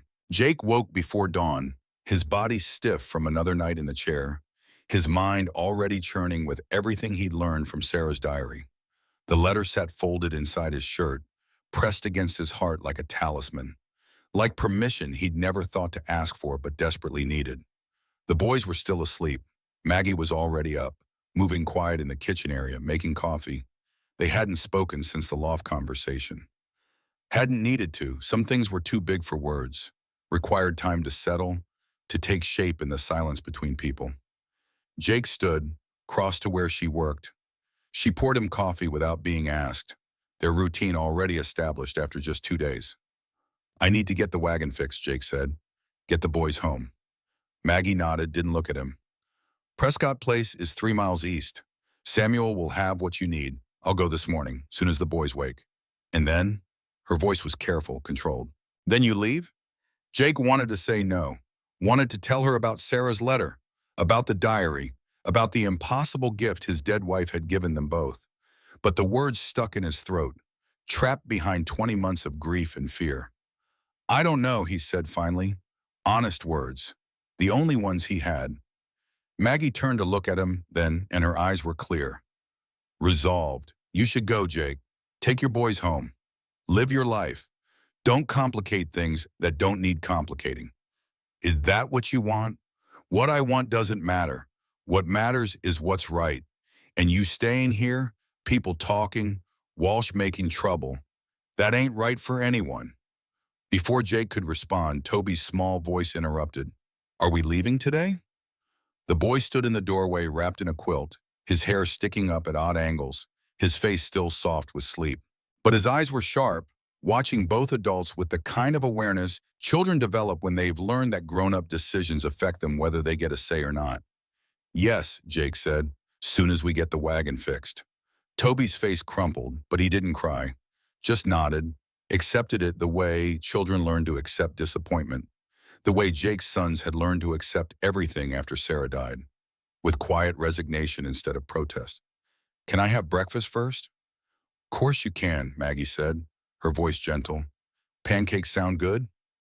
Toby nodded, climbed into a chair at the table. Eli and Nate woke soon after, drawn by the smell of food and the knowledge that this was their last morning here, their last morning with Maggie. They ate in near silence, the weight of departure hanging over them all. Jake watched his sons watch Maggie, saw the way they'd already attached to her, saw how Eli helped clear plates without being asked, how Nate held up one of the carved birds and asked questions about technique, how Toby sat close enough to Maggie that their shoulders touched. 2 days. That's all it had been. 2 days of warmth and proper food and someone who knew how to care for children. And already his sons were different, brighter, more alive. Going back to that empty ranch house felt like sentencing them all to slow death. After breakfast, Jake saddled Red, preparing for the ride to the Prescott place. Maggie brought him a canteen of water and a package wrapped in cloth, biscuits and jerky, for the ride. Their fingers touched when she handed it to him. Both pulled back quick, like the contact burned. I'll be back before noon, Jake said. Then we'll be out of your way. You're not in my way." The words came out sharp, almost angry. Maggie turned away before Jake could see her face. He rode east into a world transformed by snow. The sun was bright, painful on the white landscape. Red picked his way carefully, following the road where he could find it, instinct when he couldn't. Jake's mind wandered as he rode, thinking about Sarah's letter, about Maggie's tears in the loft, about Deputy Walsh's implied threats, about how he didn't want to leave, about how he had to. The Prescott place appeared after an hour of riding. A solid ranch with good buildings, the kind of spread built by people who knew what they were doing. Samuel Prescott met him at the barn, a man in his 60s with weathered skin and sharp eyes that missed nothing. "McAllister, heard you got caught in the storm." Word travels fast. Small territory. People notice when a wagon breaks down and a man with 3 boys disappears for 2 days. Samuel's tone was neutral, but Jake heard the question underneath. "We stayed at Mrs. Thornton's place. She was kind enough to take us in." "Maggie Thornton," Samuel nodded slowly. "Good woman. Better than most folks deserve." They walked to the barn where Samuel kept spare parts and equipment. He had an axle that would work, temporary but serviceable. Strong enough to get Jake home at least. While they worked on fitting it, Samuel spoke again. "You doing all right, son, since your wife passed?" The question caught Jake off guard. Most people didn't ask direct, just danced around it with condolences and sympathetic looks. "Getting by," Jake said. "That all? Just getting by?" Jake looked at the older man, saw something in his eyes. Understanding, experience. The look of someone who'd walked this road before.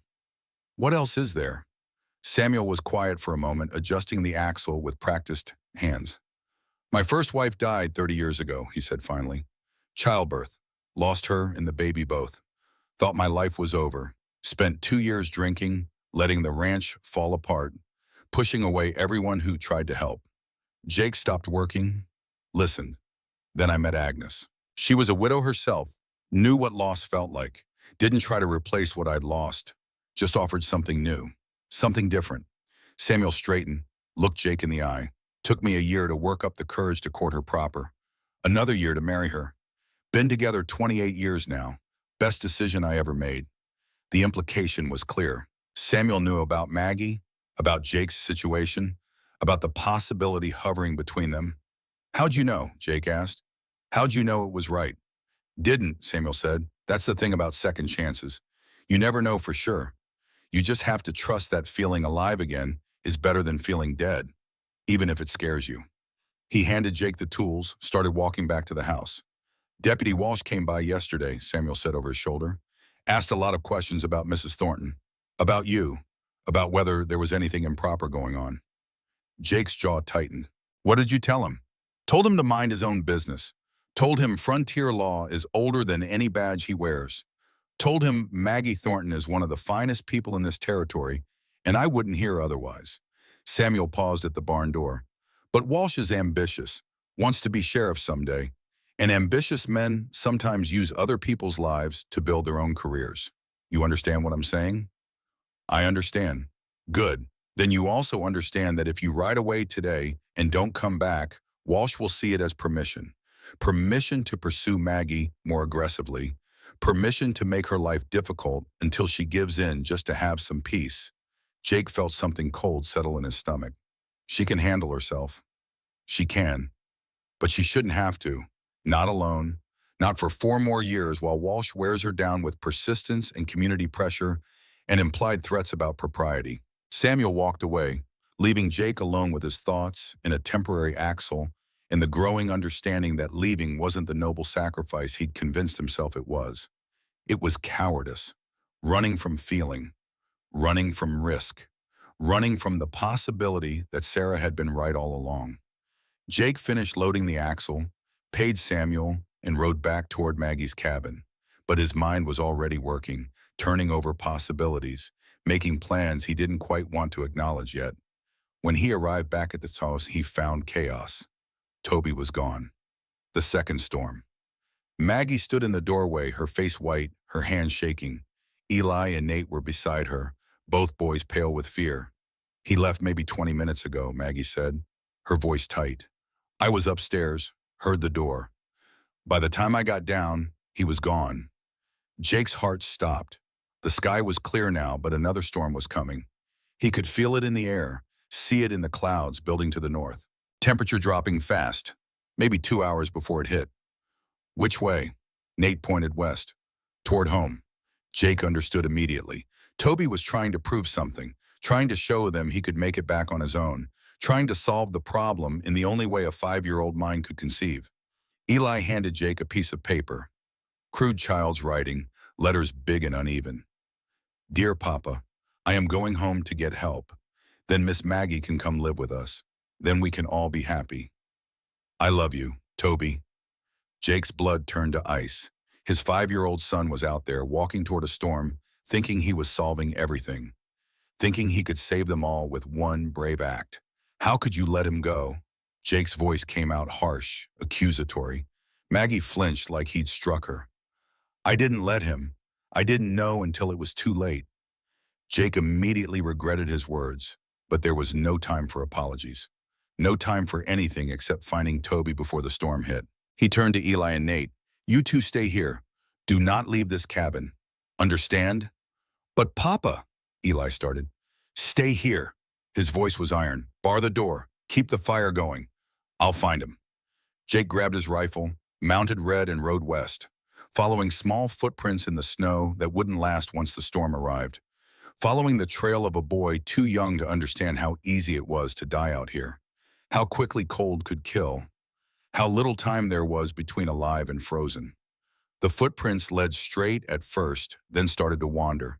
Toby was getting tired, getting cold, starting to lose his sense of direction.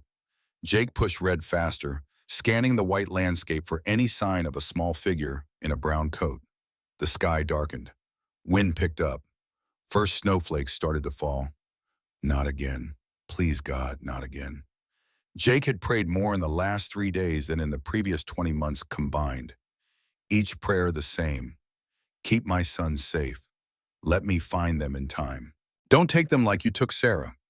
He saw something dark against the snow, a small shape, not moving. Jake's heart stopped. He drove his heels into Red's sides, the horse lurching forward through deepening snow. Reached the shape, threw himself from the saddle, fell to his knees. Toby lay curled on his side, small body trying to conserve heat it no longer had. His lips were blue, his face was white, his eyes were closed. Jake gathered his son against his chest, felt how cold he was, felt how still, felt terror like he'd never known, worse than anything he'd felt in that first storm, because this time it was his fault, his failure, his inability to make his son feel secure enough that he didn't need to run away and try to fix things himself. Toby. His voice broke. Toby, wake up. Stay with me. The boy's eyes fluttered. Barely, barely alive. Papa, I'm here. I got you. I wanted. Toby's voice was so small, so weak. I wanted to help, wanted to make you happy. Jake's tears froze on his face. You don't have to make me happy, son. You just have to stay alive. That's all I need. Just you breathing. Just you here. Toby's eyes closed again. No, Jake shook him gently. No, Toby. Stay awake. Look at me. But the boy was slipping away, hypothermia taking him to a place where Jake couldn't follow, where no amount of pleading or praying could reach. Jake looked around desperately. The storm was here now, full force, visibility dropping to nothing. He couldn't make it back to Maggie's cabin, couldn't make it anywhere. They were going to die out here, father and son, because Jake had been too scared to reach for happiness when it was offered. Then he saw it, faint through the driving snow, half a mile distant, maybe less. A light, golden, steady, impossible. Maggie's lamp. She must have lit every lamp she had, put them all in the windows, creating a beacon bright enough to see through the storm. Calling him home, refusing to let him die. Refusing to let Toby die, fighting with the only weapon she had, light against darkness. Jake climbed back on Red, held Toby against his chest with one arm, and rode toward that light. The horse fought through snow that came up to his chest. Jake fought exhaustion, fear, the voice in his head saying it was too late, they wouldn't make it. This was where his story ended. But the light grew stronger, closer, real. The cabin emerged from white chaos. The door flew open. Maggie stood there, and behind her Jake could see Eli and Nate, their faces tight with fear. Inside. Now. Jake half fell through the door. Maggie caught him, caught Toby, moved with that same professional efficiency she'd shown 2 days ago. Stripped off Toby's wet clothes, wrapped him in quilts, brought him to the fire, started warming him carefully, methodically, fighting death with knowledge and determination and sheer force of will. Jake collapsed in a chair, his strength completely gone. Watched Maggie work. Watched her save his son for the second time in 3 days. Eli and Nate pressed close to him, one on each side. Jake wrapped his arms around them, held them tight. "I'm sorry," he whispered. "I'm so sorry. For everything. For 20 months of failing you. For not being what you needed. For letting grief turn me into something less than a father." Eli buried his face in Jake's shoulder. "We thought we lost you both," the boy said. "Thought we'd be alone. Thought we'd end up like those orphans in town, sent to different families, never seeing each other again." "Never," Jake said fiercely. "You hear me? Never. I don't care what happens. I don't care what I have to do. We stay together, always." Nate looked up at him with those serious eyes. "Even if it means staying here with Miss Maggie." Jake looked across the cabin at Maggie, at this woman kneeling by the fire, fighting to save his son. This woman who'd lit every lamp she owned to guide them home through a storm. This woman his dead wife had somehow known would save them all, especially if it means staying here with Miss Maggie. Maggie's hands stilled for just a moment. She didn't look up, but Jake saw her shoulders tense, saw her take a sharp breath. "Toby's going to be okay," she said finally. "Cold, but no frostbite this time. You got to him faster, because you lit the lamp. What else was I going to do?" But her voice was rough. "Let you die out there? Let this boy die trying to solve problems that aren't his to solve?" She finally turned to look at him, and her face was wet with tears. "He left me a note too, Jake. Did you know that? A note saying he was going home to make everything better, saying he'd tell his papa to come back and marry me so I wouldn't be lonely anymore, and they'd have a mama and everyone would be happy." Jake's throat closed. "He's 5 years old, Jake. 5. And he thinks it's his job to fix broken adults. To make happiness happen because the people who are supposed to take care of him have forgotten how." I know. Do you? Because from where I'm sitting, it looks like we're both so scared of being hurt again that we're hurting these children instead. Hurting them with our fear and our grief and our refusal to take a chance on something good. Maggie stood, crossed to where Jake sat, knelt in front of him so they were eye level. "I'm tired of being scared, Jake. I'm tired of lighting lamps for other people while I sit in the dark. I'm tired of carving birds because I'm too afraid to let real life in. What are you saying?" "I'm saying stay. Stay here tonight, tomorrow, as long as it takes to figure this out. Stay and let's see if maybe Sarah was right. If maybe we're supposed to save each other.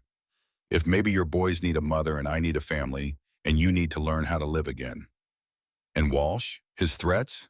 Maggie's jaw set firm. "Walsh can go to hell. I'm done letting other people's opinions run my life. I'm done being proper and cautious and safe. Safe is just another word for lonely." Jake reached out, took her hand. First time he'd touched her deliberately, not by accident. Her fingers were warm, calloused, real. "I'm scared," he said. "Scared of losing again. Scared of failing you the way I failed Sarah. Scared I don't know how to be what you need. Then we'll be scared together." Maggie's fingers tightened on his, because being scared together is better than being safe alone. Behind them, Eli spoke up. "Does this mean we're staying?" Jake looked at his oldest son, at the hope in his eyes, the cautious belief that maybe things could get better after all. "Yeah," he said, "we're staying, at least for a while. At least until we figure things out." Toby stirred in his quilts, opened his eyes, looked around groggily. "Did I make it better?" His small voice was hoarse from cold. "Did I fix everything?" Maggie moved back to him, smoothed his hair with gentle fingers. "You did, sweetheart. You did something very brave and very foolish, and you scared us all half to death. But yes, you made it better. Are you going to be our mama? Maggie looked at Jake. He nodded slowly. I don't know yet, Maggie said honestly. That's something your papa and I need to figure out. But I can tell you this. Whether I become your mama or not, I'm going to be here. I'm going to light that lamp every night. And I'm never going to let you feel alone again. Toby smiled, closed his eyes, drifted back toward sleep. Promise? Promise. They stayed at Maggie's cabin for 3 more days. 3 days of figuring out how 5 people could share one small space. 3 days of learning each other's rhythms and habits and histories. 3 days of carefully not talking about the future while simultaneously building toward it. On the 4th day, Deputy Walsh returned. He didn't knock this time. Just opened the door and walked in like he owned the place. Like he had a right to be there, like Maggie's home was public property subject to his inspection. Mrs. Thornton, his voice was cold. Mr. McAllister, I see you're still here. Storm delayed us, Jake said, standing to face him. We're getting ready to leave. Are you? Walsh's eyes moved around the cabin, taking in the domestic scene. The boys doing lessons at the table, Maggie teaching Nate to carve, Eli helping prepare food. Looks pretty settled to me. Looks like you've been here most of a week. 4 days, Maggie said, and I invited them to stay. So I'm not sure what business it is of yours, Deputy. Everything that happens in this territory is my business, ma'am, especially when it concerns propriety and the welfare of children. His eyes settled on Jake. Word around town is, you're not fit to care for these boys, McAllister. Word is, you've let your ranch fall apart. Burned food, neglected their basic needs. And now you're shacked up with a woman you barely know while those boys watch. That the kind of example you want to set? Jake felt rage rise in his chest, hot and dangerous. But before he could speak, Eli stood up. Don't you talk about my father that way. Walsh turned to look at the 11-year-old with condescending amusement. Boy, this is adult conversation. Sit down. No, Eli's voice was shaking but determined. You don't know anything about us, about what we've been through, about how hard Papa's been trying since Mama died. Trying? Walsh laughed. Is that what you call it? Letting you live in a house that's falling down? Feeding you burnt food? Bringing you out in a blizzard that nearly killed you? That was my fault, not his, Eli said. I'm the one who should have stopped Mama from dying. I'm the one who failed. Eli, Jake moved toward his son, but Eli held up a hand, stopping him. I was there, Papa. When Mama died, I found her on the floor. I held her hand while she bled. I washed the blood away before Toby could see it. The cabin went completely silent. I was 9 years old, Eli continued, tears streaming down his face now. And I couldn't save her. Couldn't do anything except watch her die and clean up the mess after. Jake couldn't breathe. Couldn't move. His son had carried this for 20 months. 20 months of guilt and trauma and self-blame. So don't you dare, Eli said to Walsh, his voice breaking. Don't you dare say Papa failed us. He's been drowning in grief while trying to keep us alive. And if anyone failed, it was me, not him. Jake crossed to his son, pulled him close, felt the boy collapse against him with 20 months of held-back tears. You were 9 years old, Jake said into Eli's hair. It wasn't your job to save her. It wasn't your fault. Nothing that happened was your fault. Then why did you act like it was? Eli's voice was muffled against Jake's chest. Why did you disappear? Why did you stop being our papa? Because I didn't know, Jake said. His voice broke. I didn't know you were there. Didn't know you were carrying that. I was so buried in my own pain, I couldn't see yours. He pulled back, looked at his son's face. I'm sorry. God, Eli, I'm so sorry. For everything, for failing you, for not seeing, for letting my grief hurt you more than it already had to. Maggie had moved to stand beside them now, one hand on Eli's shoulder. Walsh cleared his throat, uncomfortable with the emotion filling the room. This is all very touching, but it doesn't change the facts. You're unfit, McAllister. These boys deserve better. And I've filed a petition with the town council. There'll be a hearing in 3 weeks to determine your fitness as a guardian. Jake's head snapped up. You can't do that. I can, and I have. Walsh's voice was smug. It's my duty to protect children who can't protect themselves. The council will hear testimony, review the evidence, and make a determination. If they find you unfit, the boys will be placed with a more suitable family. His eyes slid to Maggie. And Mrs. Thornton here won't be helping your case. Unmarried woman taking in a widower and his children? That kind of impropriety doesn't sit well with God-fearing folks. Get out, Maggie said. Her voice was quiet but deadly. Get out of my home right now. I'm going. Walsh put his hat back on. But I'll be watching, both of you, and in 3 weeks, the council will decide what happens to these boys. He left, closing the door with exaggerated care.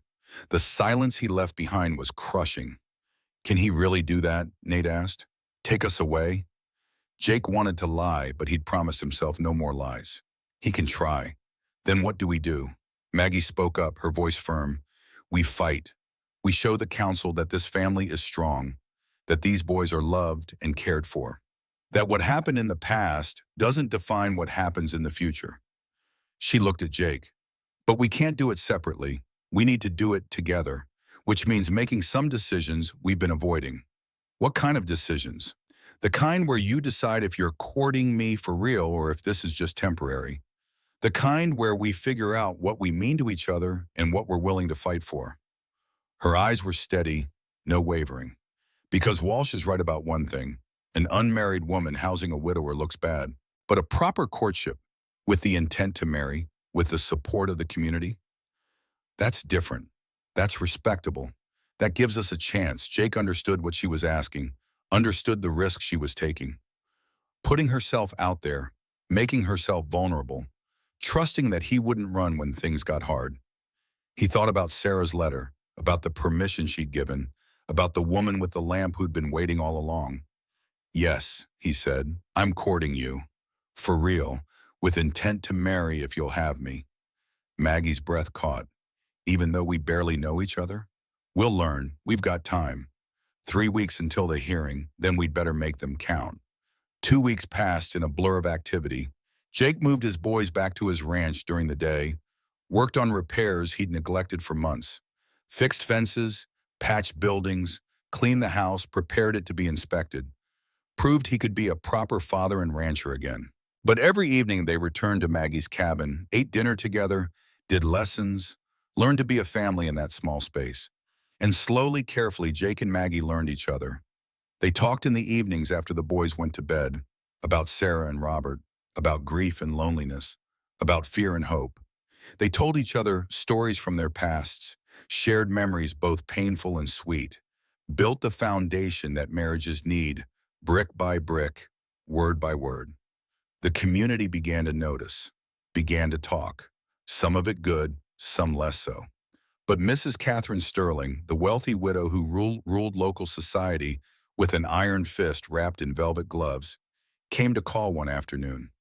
She sat in Maggie's cabin, drank tea, watched Jake and the boys with sharp eyes that missed nothing. Mr. McAllister, she said finally, I knew your wife. Fine woman. Good mother. Taken too soon. Yes, ma'am. I also know Margaret Thornton. She tended my grandson when the croup nearly took him. Saved his life, most likely. Mrs. Sterling's eyes moved between Jake and Maggie. What are your intentions toward her? Jake met the old woman's gaze steadily. I intend to court her proper, ma'am. And if she'll have me, I intend to marry her. People will talk. Let them. Deputy Walsh is making noise. Saying you're unfit? Saying this relationship is improper. Deputy Walsh is a man who doesn't like seeing other people happy because he's miserable himself. Mrs. Sterling smiled, sharp and approving. Good answer. Your wife would have liked that answer. She stood, prepared to leave. The hearing is in 1 week. I'll be there. And I'll make sure others are there too. People who matter. People whose opinion the council respects. She paused at the door. You deserve happiness, Mr. McAllister. Both of you do. And those boys deserve a family that's whole. Don't let small-minded fear-mongers take that away from you. After she left, Maggie looked at Jake with wonder. Did that just happen? Did Catherine Sterling just give us her blessing? I think she did. That night, Jake asked Maggie to marry him. They stood on her porch under cold stars, the boys asleep inside, the lamp burning steady in the window. Jake held the ring he'd bought in town that morning. Simple gold band, nothing fancy, But it was new, clean, a beginning instead of an ending. Margaret Thornton, he said, his voice shook. I'm not good at speeches, never was, but I know what I feel, and I feel like you're supposed to be here, with us, forever. He opened the box. Will you marry me? Maggie's tears caught starlight. Yes. Her voice broke on the word. Yes, Jake. I'll marry you. He slipped the ring on her finger. It fit perfectly, like it had been made for her, like everything had been leading to this moment all along. They kissed, careful and gentle, like people who'd been hurt before and were learning how to be brave again. Inside, they heard the boys whoop and cheer, apparently not as asleep as Jake had thought. They've been eavesdropping, Maggie said, laughing through tears. Of course they have. The door burst open and 3 boys tumbled out, all talking at once, all excited, all asking when the wedding would be. Could it be tomorrow? Could they have cake? Could they call her mama now? After the hearing, Jake said, we do this right. Show Walsh and everyone else that we're a real family, that this isn't just convenience or desperation, that it's real. Maggie pulled all 3 boys close. It's real, she said, more real than anything I've felt in 4 years. The town hall was packed. Jake sat at a table with Maggie beside him, his 3 sons behind them, all dressed in their best clothes. Across the room, Deputy Walsh sat with a smug expression, confident in his case. The council consisted of 5 men, the mayor, 2 businessmen, the preacher, and Judge Hammond, who would preside. Deputy Walsh presented his case first, detailed Jake's failures over the past 20 months, the neglected ranch, the burnt food, the near-death experience in the blizzard, the inappropriate relationship with Mrs. Thornton. These boys deserve stability, Walsh concluded, a proper home with proper guardians. Mr. McAllister has proven incapable of providing that. Judge Hammond looked at Jake. Mr. McAllister, speak for yourself. Jake stood. His hands shook, but his voice was steady. Your Honor, Deputy Walsh is right about one thing. I have been failing my sons. For 20 months, I've been so buried in grief I forgot they were grieving too. The room murmured. But I'm not that man anymore. Because 3 weeks ago, a blizzard forced me to face what I'd become, and a woman I barely knew showed me what I could be again. He looked at Maggie. I'm not perfect. I'll never be perfect. But I'm trying now. I'm fixing my ranch. I'm cooking proper food. I'm being a father again instead of a ghost. He turned back to the judge. And I'm asking for a chance to prove I can be the father my sons deserve. Before the judge could respond, Eli stood up. Your Honor, can I say something? This isn't proper procedure, Walsh objected. Let the boy speak, Mrs. Sterling's voice rang out from the back. The counsel turned to look at her, this woman whose opinion could make or break reputations. Judge Hammond nodded. Speak, young man. Eli walked to the front, faced the room with more courage than most adults could muster. My name is Elijah McAllister. I'm 11 years old, and I'm the one who should be on trial here, not my father. He took a shaky breath. 20 months ago, I found my mother bleeding to death on our kitchen floor. She was giving birth. Something went wrong. I held her hand while she died. I washed her blood off the floor before my little brothers could see it. And I never told my father any of this because I thought if he knew I couldn't save her, he'd hate me the way I hate myself. The room was silent as death. My father didn't fail because he was negligent. He failed because he didn't know. He didn't know what I was carrying. Didn't know how badly we were all hurting. But he knows now, and he's doing everything he can to fix it. Eli's voice broke but didn't stop. If you take us away from him, if you split us up, you'll be punishing us for surviving. You'll be telling us that grief makes you unfit, that losing someone means losing everyone. He looked at the council members one by one. My mother wrote a letter before she died. She said she wanted my father to find love again, to be happy again. She said that Miss Maggie was meant to help us, and she was right. Miss Maggie saved us. Twice, and now she's teaching us how to be a family again. Please don't take that away from us. Please don't punish my father for being human. Eli sat down. The room was silent except for the sound of people crying. Then Mrs. Sterling stood. I have something to say. Go ahead, Mrs. Sterling, Judge Hammond said. I've known Henry Walsh for 5 years, and this isn't the first time he's filed this kind of petition. Walsh stood up, his face red. Mrs. Sterling, that's not relevant to this case, isn't it? 2 years ago, you did the same thing to Benjamin Parker, made similar claims about his fitness as a father. Parker lost custody of his daughter. 6 months later, you married Parker's sister and gained access to his land. The room erupted in murmurs. Last year, you tried it with Thomas Reed. He fought back and won, then left the territory entirely because you destroyed his reputation. Mrs. Sterling's eyes were cold as she looked at Walsh. You're not protecting children, Deputy. You're using the law to hunt vulnerable families, and specifically to pursue Margaret Thornton, who's refused your advances for 2 years. Walsh's face went white. That's slander. Is it? I have letters you wrote to Mrs. Thornton. I have testimony from 3 other women you have harassed. I have evidence that you've been abusing your position for personal gain. She turned to the judge. If this counsel rules against Mr. McAllister, they're not protecting children. They're enabling a predator. Judge Hammond's face was stern. Deputy Walsh, is this true? Walsh stammered. My personal feelings have nothing to do with this case. Your personal feelings are the entire case, Judge Hammond said coldly, and this counsel will not be used as a weapon in your romantic pursuits. He banged his gavel. This hearing is dismissed. Mr. McAllister retains full custody of his sons. Deputy Walsh, you're suspended pending investigation. Get out of my courtroom. The room erupted in applause. Jake felt his knees buckle, caught himself on the table. His sons rushed to him, wrapped their arms around him, all of them crying and laughing at once. Maggie stood beside them, tears streaming down her face. We won, she whispered. We actually won. Jake pulled her close, held her and his sons together. We won. They married 3 weeks later. Small ceremony in the church, the whole community present. Mrs. Sterling gave Maggie a family heirloom handkerchief. Samuel Prescott stood as Jake's witness. The boys served as ring bearers, all 3 dressed up and proud. Maggie walked down the aisle alone, no one to give her away because she was giving herself. She wore a simple blue dress, carried wildflowers Nate had picked that morning. Jake stood at the altar and watched her come to him. This woman who'd saved his life. This woman who'd lit a lamp and waited for someone who needed saving. When she reached him, she smiled, and the whole church seemed brighter. Reverend Morrison spoke the traditional words.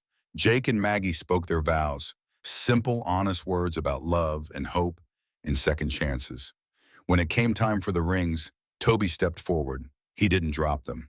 The church laughed, warm and affectionate.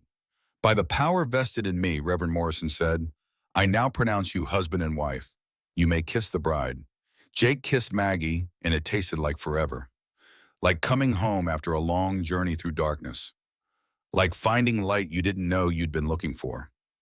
The church erupted in applause. The boys rushed forward, surrounded them both, turned the kiss into a family embrace. And then Toby said the words that made everyone cry. Can we call you Mama now?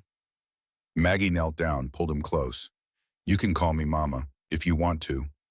All 3 boys spoke at once. Mama.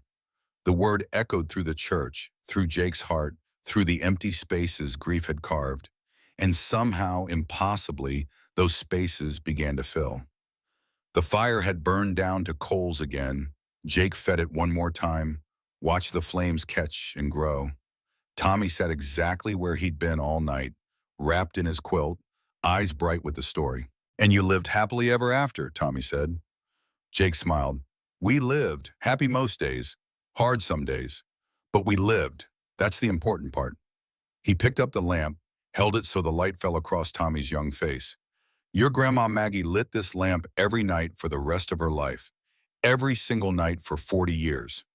Jake's voice grew quieter, heavier with memory. When she died last winter, it was a night like this. Snow falling, wind howling. She was in bed, too weak to stand, but she made me light this lamp one more time. Said she wanted to see it, wanted to know it would keep burning after she was gone. Did it hurt, Grandpa, when she left? Jake was quiet for a long moment, staring into the fire.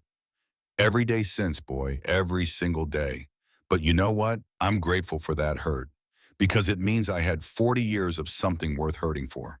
40 years of waking up next to someone who saved me when she could have let me walk past her door. 40 years of watching her teach your father and uncles how to carve and laugh and live again. He looked at Tommy with eyes that had seen too much loss and somehow survived it all. Your grandma Sarah gave me permission to love again. Your grandma Maggie gave me the courage to do it. And together they gave me a life worth living. That's what this lamp means, Tommy. Not just survival, living, really truly living even when it hurts. Tommy hugged the lamp tighter. I'll keep it burning, Grandpa, for you, for both grandmas. Jake smiled, and for the first time that night, the smile reached his eyes. That's my good boy. Why? Because people still get lost, Tommy. Still need light. Still need to know someone's out there, watching, waiting, ready to open their door when darkness comes. Jake handed the lamp to his grandson. Now it's your turn. Someday when I'm gone, this lamp will be yours, and you'll light it every Christmas Eve. Every time someone needs guidance. Every time darkness threatens. Promise me you'll keep it burning. Tommy took the lamp with reverent hands. I promise, Grandpa. Good boy. Jake settled back in his chair, exhausted from the telling, but satisfied too. Some stories needed to be told. Some memories needed to be shared. Some lights needed to be kept burning, generation after generation, so that no one ever had to walk through darkness alone. Outside, the snow had stopped. The stars burned cold and clear, and on the mantle, passed from grandfather to grandson, the lamp burned on, waiting, always waiting, for whoever might need it next.